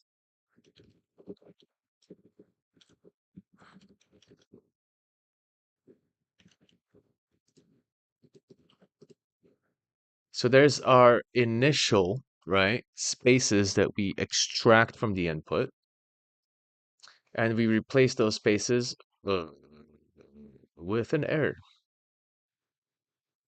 Yummy. Search term is not defined. 108.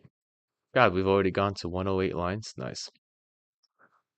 Oh, search terms S, plural. Expect error. Welcome to programming. Still, search. Did I not refresh you, buddy? Save. Oh, and then this one, I forgot to put an S there. Refresh again. Finally, the input of spaces we replace with the output of pluses. We kind of have an extra plus here at the end, but Google and YouTube they'll forgive us for it. So now we've converted human natural text to more computer readable text through these processes. And we can now really put in as many words as we want.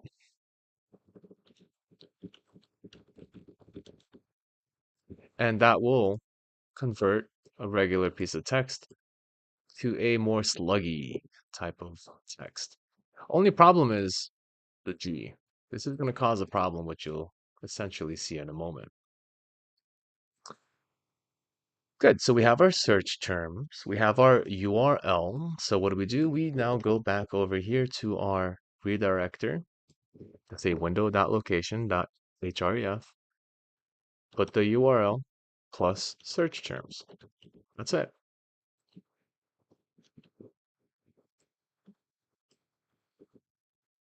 Refresh. Let me copy this because I don't feel like putting that back in. Copy, paste, run. Cute cat's doing cute stuff. Okay. Cute cat's doing cute stuff. One more okay. And now it takes us to Google with the cute cat's doing cute stuff. So we have a little bit of a, eh, I don't know, call it a bug. But is it that big of a bug? Nah. How do we get rid of it though? Because I don't want my command keyword to be a part of my search. But it does work. So some can just stop here. For us, we like stuff to be a little bit more clean. So basically my loop, great thing about for loops is I can choose where to start and end. If I started at 0, that means I am also including, well, the 0 of my array. The 0 of the input array is the command that I put in for that particular search. So I gotta adjust that. I don't want the 0 to be a part of it because I know that that's just the command search or the command activator. I'm just gonna go ahead and press the 1 because that's when my search terms begin on my string.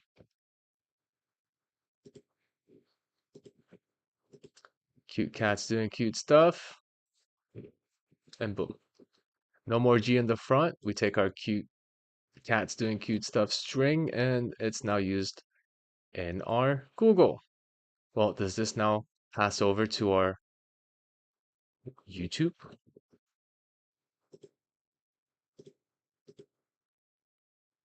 Absolutely. Now we're on YouTube looking for cute cats doing cute stuff, which is normally where you would be doing that search in the first place, which plenty. I hope they're not giving. I've seen some videos, people giving ice cream and stuff to cats, man. Horrible pet abuse. I thought that was ice cream. Uh, anyway, I'm getting distracted by cats. But then, what about Yahoo? What about if I just put Y for Yahoo? Well, we don't have that command yet, so nothing's gonna happen. No command found with Y to the command list. Well, we haven't updated the command list, so we can go up here, put in G,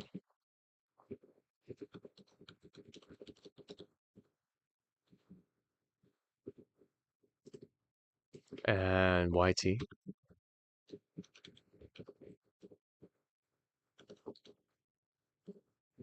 And let's add in our new command for expandability.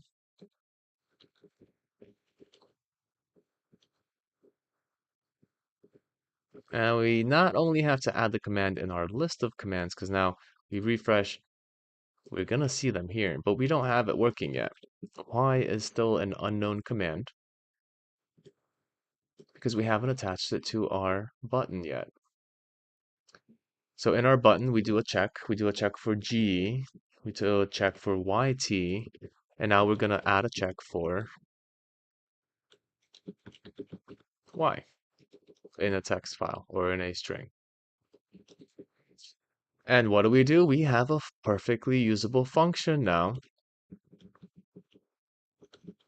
which we don't have to code anymore with. We just basically add this here, throw it in the engine. We already have the URL that achieves this, and we can basically pull out everything from DuckDuckGo, basically any site and any engine we want. We just have to attach the correct URL. Now, with Yahoo being one of the engines and the if statement ready for us, accepting a new command with the Y value, and I don't really have to recode stuff. This is really what the important part here about the function is. I would have to recode this process multiple times, have multiple loops, and probably go, if this is 12 lines for this one thing to run, if I were to copy and paste it once for Google and once for YouTube and once for Yahoo, I would be getting away with like 60 or 70 extra lines of code. Why do that to myself when I can just condense this into one function, use if statements to pass through what I'm interested in based on, the engine type or the place I'm searching, have a single loop that basically goes through and parses I can also make this its own little function if I wanted to, but for now, don't need to. And this is the real functionality of the browser. Window location href. This is letting us change websites to whatever we'd like. It exists in in JavaScript. If you decide to do this in other languages, then well, you will be putting it into grabbing extra libraries to access the internet. This is kind of why I like JavaScript. It's already pre-built. It's pre-built with functions for yourself that make life a lot easier when you're coding, especially if you're intending to code for the internet. And that's really the best way to do that. So now I can test out my Y function because I've just updated the functionality. Once again, more cute cats. Now it goes in without telling me there's no command. And there we go. We're in Yahoo now. The one thing I like to do, because I don't like changing pages back and forth, not the funnest thing to do.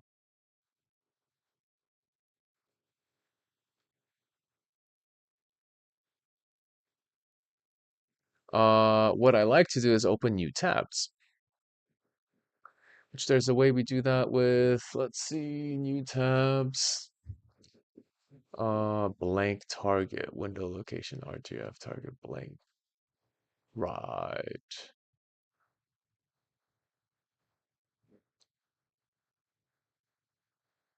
Uh,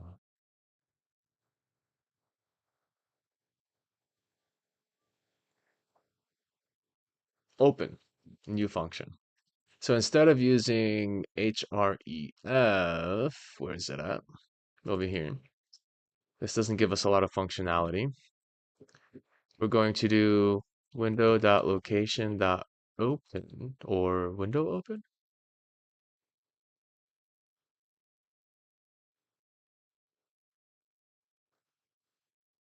Window.open, right. Window open. And again, we have two inputs here, comma. The second one is going to give us the ability to do a new tab is the target underscore blank. But the first input on the left side of the comma is going to be the URL again that we have built with the search terms. So just by expanding from location href to a more advanced function that already is included again in the browser. Now, can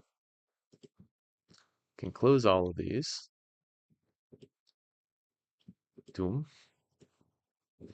Google Cats.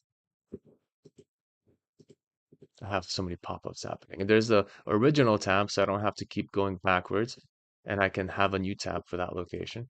I'm at this point going to remove all these consoles and alerts that are in the way. There it is. This one too, because they're getting a bit annoying.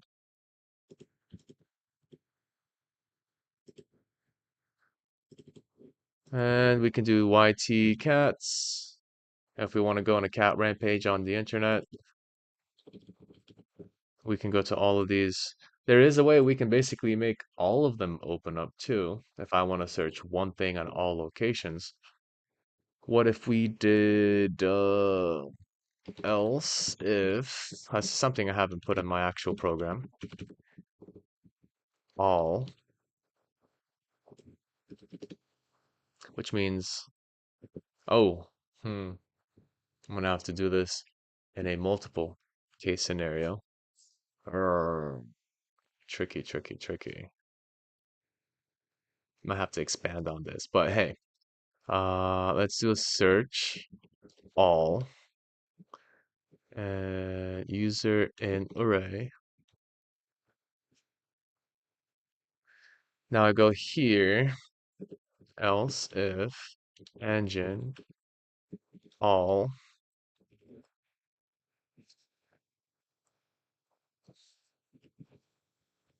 Yeah, I guess I can kind of create a URLs or a var URL array and use this if the case is for all, which means that in this case, I want to create multiple arrays of this.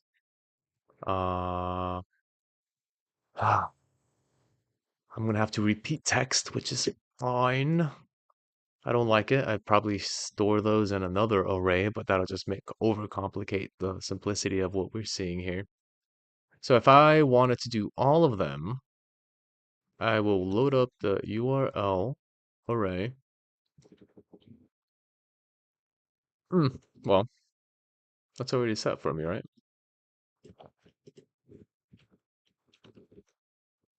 I'll just make these.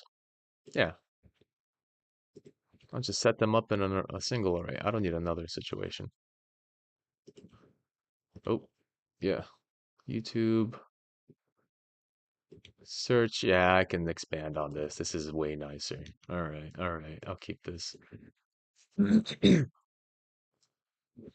In fact, now I can say, hey, forget this URL array 0.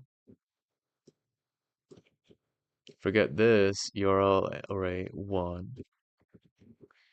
Forget this URL array 2. So 0 is Google, 1 is YouTube, and 2 is Yahoo. Nice, nice. More diverse, more what we call flexible code.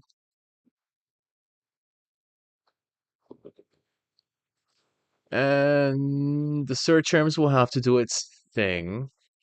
If engine equals all, this is the case where I need to be specific. All, we need to run a loop for I is 0 for I less than the URL array dot length, so the amount of stuff inside that array. We increase I. Here's another way to do that, incrementing is just I plus plus. Instead of I equals to 1 plus I, you can also just do this, I plus plus. This one looks logically more intuitive, so that's why I used it first, but shortcuts. Then I can actually do a Windows open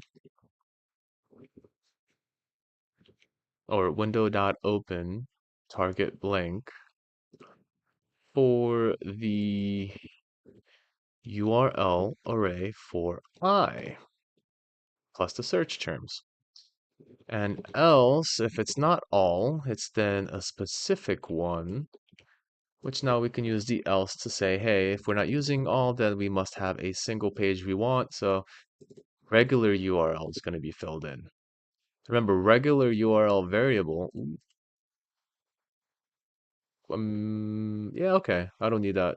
I think I probably just need a blank one though, just to keep things nice.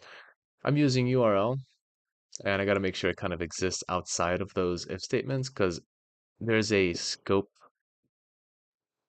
cleanup process where if something is made on an inside of a block of code, it doesn't exist on the outside of that block of code unless you've specifically created it on the outside.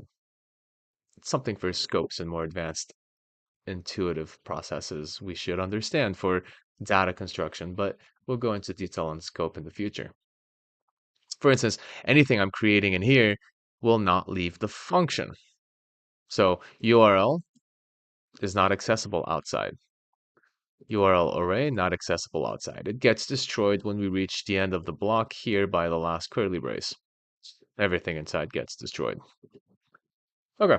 So we're opening window multiple times based on the array length I++ if we have all selected, or if we don't have all selected, then we have a specific one to go to, which we've saved in the URL of choice based on the if engine selection process. Google, YouTube, Yahoo, being passed in from the user command G, YT, Y, and now we have a new command, all.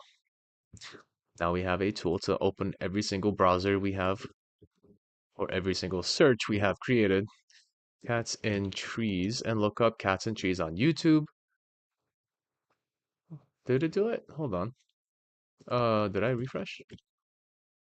It did work, technically. Let me see. But, it did Yahoo. Yahoo is the last one. URL I, search term I. So let me do something here. Console.log to debunk or to debug this. See what's happening in the console.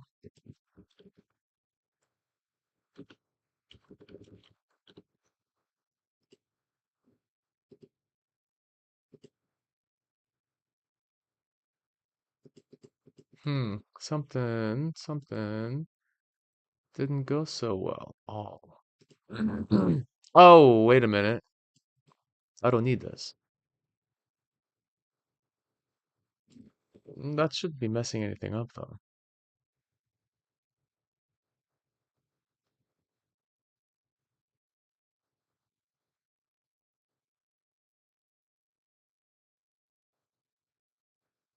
Okay, that should be fine.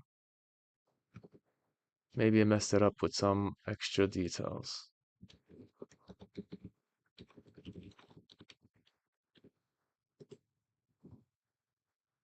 Test search cats and trees. Test search. Test search. Where's that popping from? Now I search that. Uh, huh? Interesting. I put the Yahoo URL. Oh, but I didn't adjust it. Hold on. I adjusted all the other ones. This test search does not function the way we'd like. We want it to be empty for the query to enter.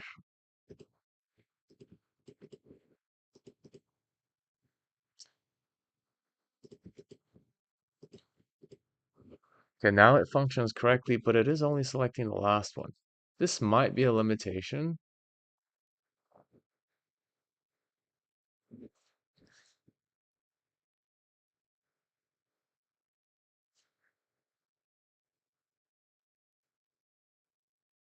Set interval versus, this might be a case I need to spread these things out a bit.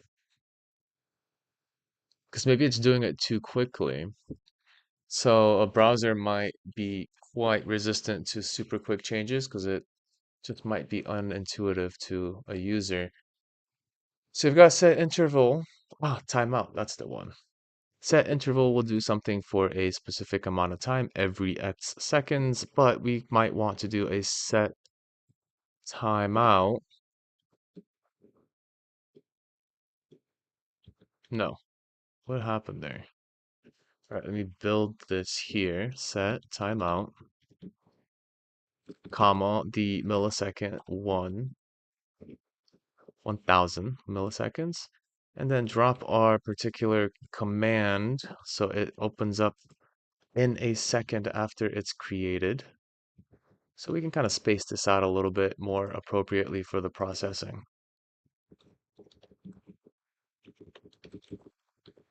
So we run. Hmm. Set timeout. Function. Yeah. Hold on. Yeah. 3 length I plus plus engine equals all. Something's off.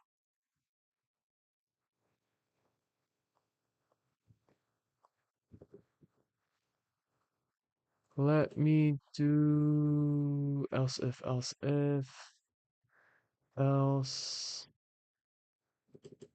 all. I'm wondering, let me console log the engine it's trying to use. So I'm wondering if it's stuck on an older engine. Let's see. When I do all cats in trees. Yeah, why is it using the Yahoo engine? That's the odd. Very odd. I'm not using Y. Oh my God, I'm doing this. Yep, there it is. Did not put two equal signs for my true case comparison. Oh, sometimes the smallest issues are the most annoying issues. Okay, now it's gonna do what I want it to do. It kept getting stuck on Y because I wasn't using the Boolean comparison correctly.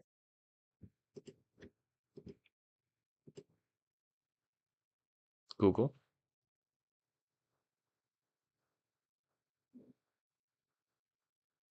Okay. No, bring it back.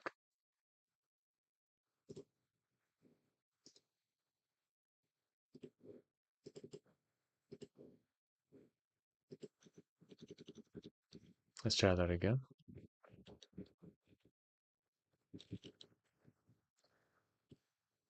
Google runs. The others don't, so maybe then I don't need set timeout. Let's do it without it.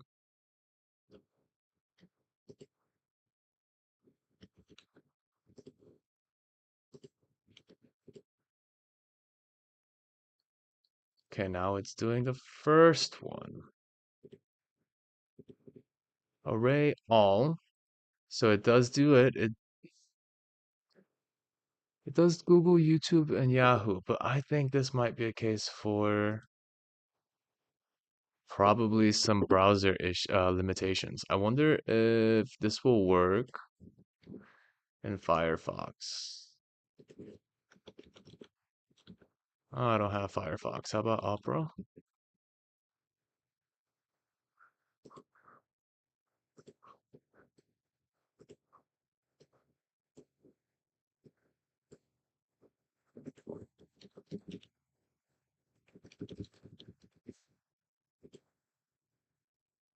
Nah, it's a limitation. I can't use a loop to open up multiple things because it sounds like it doesn't like the fact that I'm trying to basically do a lot at once. But then set timeout should function pretty well. Let's adjust the way we're putting in the set timeout. Oh, maybe this is the issue. Let me see. Let me see. Open. No, right there. There. Okay.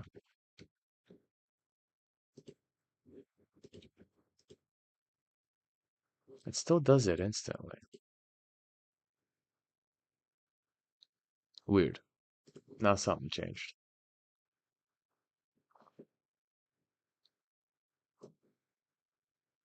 Oh, because now we're in a different function. We're not using scope issue.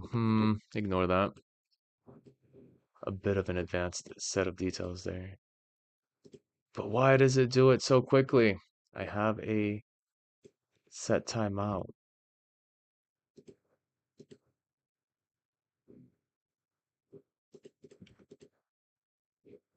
It does everything instantaneously. Hold on. Something I'm doing is incorrect.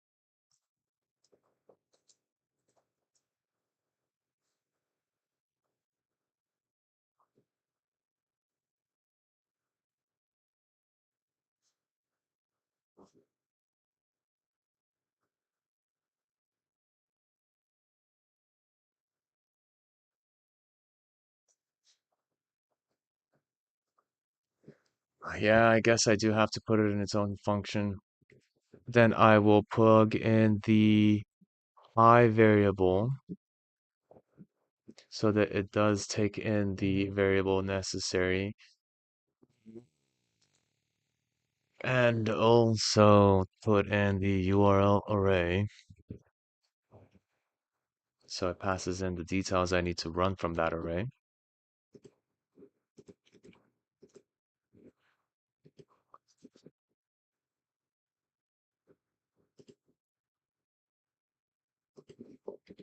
Oh, I put it for 6 seconds, didn't I?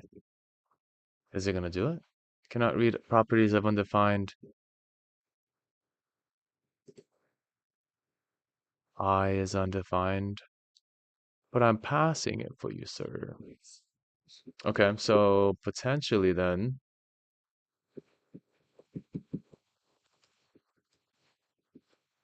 what?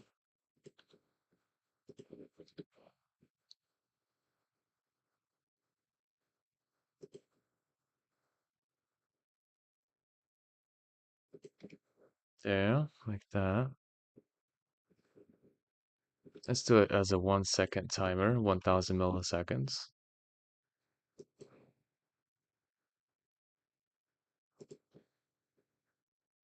Okay, so there's the 1000 milliseconds.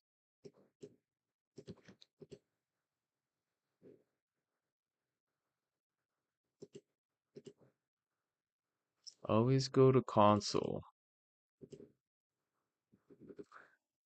Ah, do I have to make an actual function for this now? Potentially. Let's try it out with a function, window load, uh, value, or increment, comma, URL array. So take this. I'll change I as increment. URL array should be the same. Search terms. Ooh, I didn't put in the search term. That might actually fix it. Hold on. Ah, yeah. Why am I doing it out here? Question mark. I can be doing this out here and then take href send, just throw it in here, throw it there and blank and then that. Okay. Now I don't have to pass any variables in and I don't need this extra function. All logical organization. Sometimes it just makes sense. Sometimes it doesn't until it does. Yes, one. About blink. Well, that worked kinda.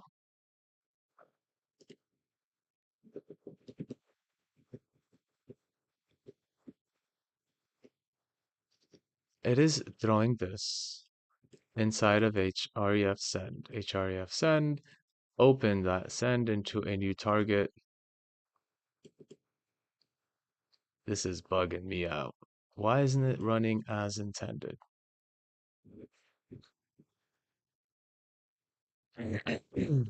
What if I just put like google.com? Let's just do https:/google.com, which should open up 3 Google browsers. One, I can't circumvent that. It won't let me do it. It does timer it. It puts a timer on it, but it doesn't let me do more than one. Hmm. What if I make it recursive? I'm just trying to go around this limitation. I want to be able to open up all of them, every single search that I have. So, back to this thing.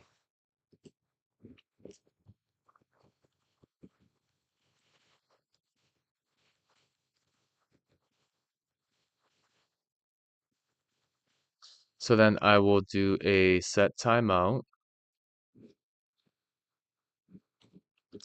of the function of the first run,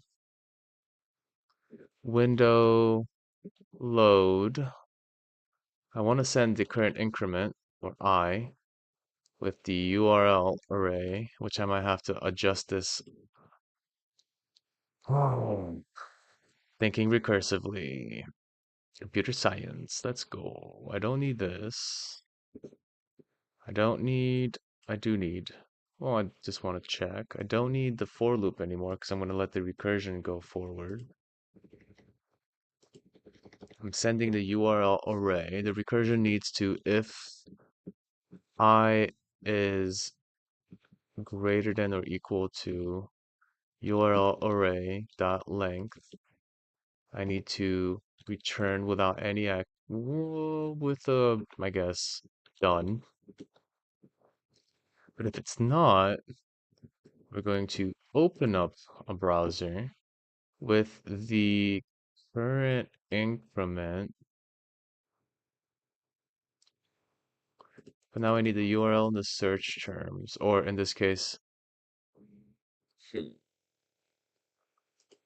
URL load, URL arrays, and I guess I might need a preset, and I'll put the search terms in. I have to throw the search terms in too.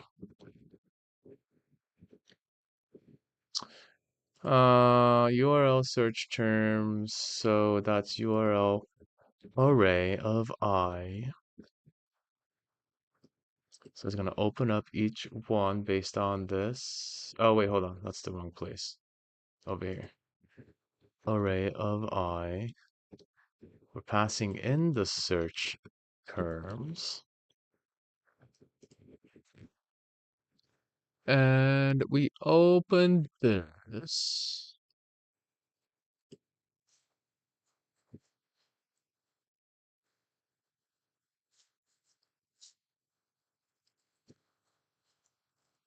And then after we set, well, we want to set a timeout actually. We'll open it with a timeout still.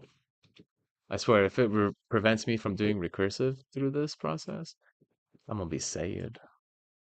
Because now we're at least creating new processes for each of the window opens. So it's not just one function opening up 3 tabs. It's one function per tab. So maybe it's gonna give us the leeway to use a recursive manner to open up multiple tabs. Let's see. I'm not sure. This is theoretical until it either works or doesn't work. I've just put myself on a task to actually do this, and I'm not going to stop until it's done. Or at least I get understanding that I can't do it. So window open, URL search. After we set a timer to open up the window, we're going to window load again with a inc+1 with the URL array and the search terms. Actually, if it's equal to the length, If we have five variables, it's going to be 1 through 4. So as soon as we hit the number 5, we should exit. Okay, that's good enough. So window load, again, calling itself recursively to test to see if the current I increment is next is going to be greater than. If it is greater than or equal to the length, meaning we're at the end of the line, we should return. Otherwise, we'll open up a new function, new process with another timeout. Maybe. This is the more advanced stuff now, so excuse me for a moment while cats in trees.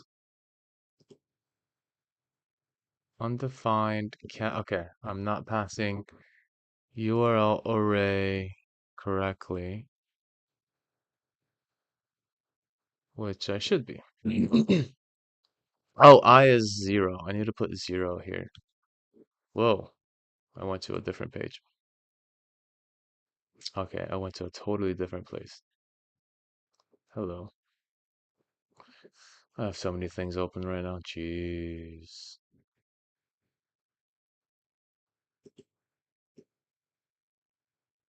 Did I close it?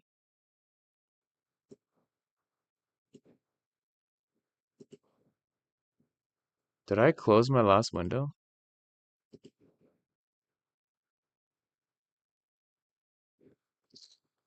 What?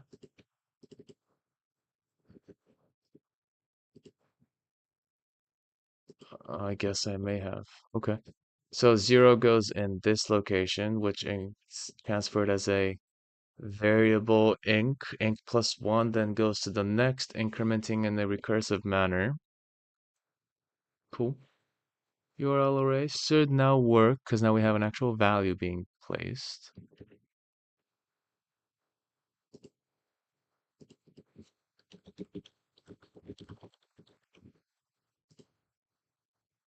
Every second something happens. Come on. Still undefined. Come on, bro.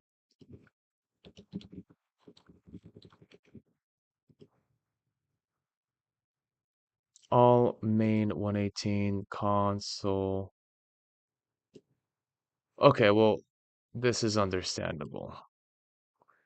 It's not AI anymore, but we should come in here. I'm going to print out the INC value, see if we're incrementing correctly.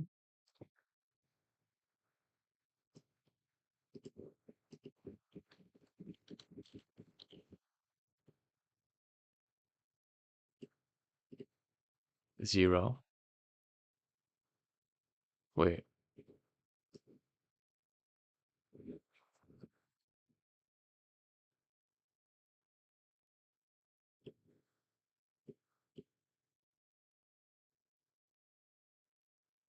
Um, did it exit before anything happened?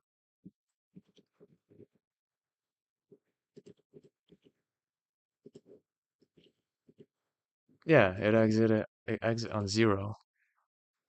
But first value is 0. URL array should be 3.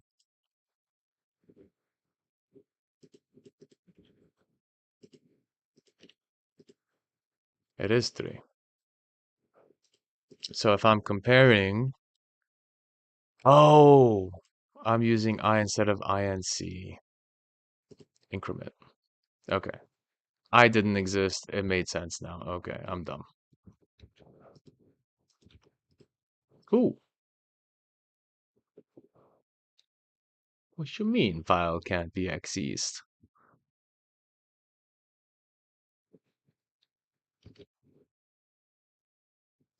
Uh, let me go backwards here.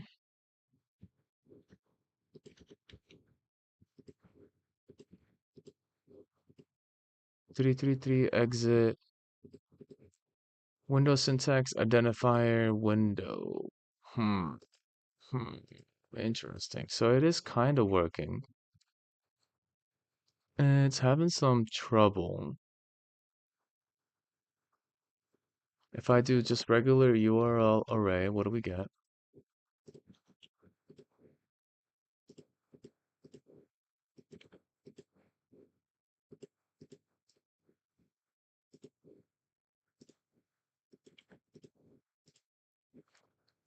Okay, so we are technically printing out the values, and there is a 0, 1, and 2 in here, which is expected. So let's get a full set of values. So ink, something's weird. In fact, let's see, because it is doing the recursive process. So let's do ink. Am I doing the I again? I am, aren't I? INC. I gotta replace all instances. Uh-huh. Okay. Ooh, that was gross. Forgot to actually update all the I to incrementing one. Oh, come on. Search queue, search queue, search queue, undefined. Undefined is when it exits, right? Because once it gets to undefined, it leaves through the length is greater than situation. Fine. So then let's make the console log actually print out the timeout of the URL to make sure that we're printing the right browser URL each time.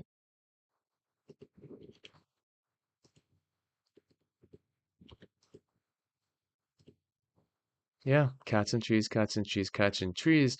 However, it only let me do one tab. So it's running as intended. It's running all three URLs, but something happened in here. I think it'll actually set timeout multiple times, huh? Maybe it's still not gonna work. Hmm.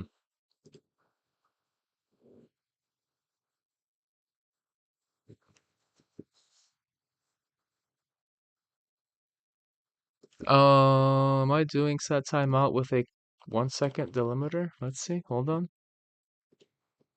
So that is that. Let's do 1 second. Because I didn't really give it a timer to slow down, so maybe it went too quick. Still kind of didn't, yeah.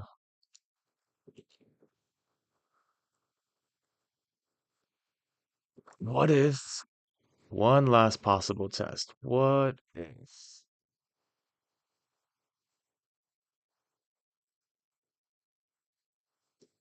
I create a timeout? Uh,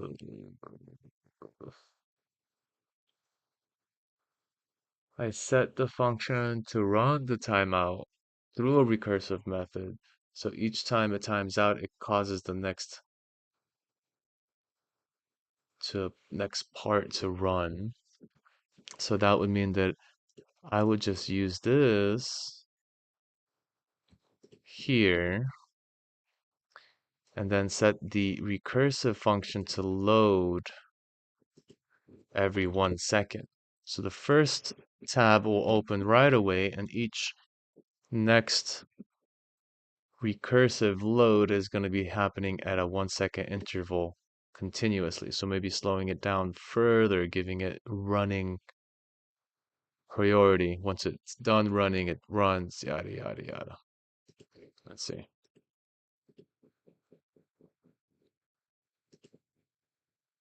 Ah, too quick. All right. Anyway, I want to play some games. That's it for the beginning. We kind of went a little bit further, and I got totally tangented by the aspect of making a bunch of tabs open at once and searching all the things at once. But I'm gonna figure out how to make this work because this is a pretty interesting feature. Anyway, that's it.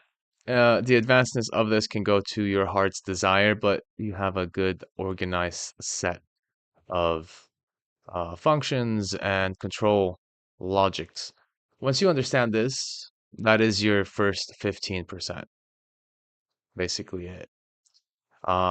We've basically done for loops. We know how if and else works. Functions we understand are just blocks of code. Maybe try and catch and classes will be next. Classes are very fun for creating specific types of like objects or player objects in some way, and so on and so forth. While loop a little bit different, but this is essentially your first 15%. You learn this, the rest of the 85 is going to be what are you trying to do? Are you trying to do GUI design, networking, data parsing? Are you trying to do game design? These are all just specific APIs are the next 85%. So then you focus on those particular pieces that you would like to expand on based on your focus. But you can learn the first 15% of every single programming language just by understanding these basic concepts here and here. And that's it. Anyway, I'm gonna play maybe some rivals. Hope this helped. Leave a like and subscribe if you like more of this content. If you just like all kinds of content, whether it's gaming, whether it's programming, we might even dive into some Roblox programming in the future for any requests that might interest the viewers. But for now, we end our programming exploration. This video will be essentially in my library, so feel free to watch it again and see the process again to fortify this information.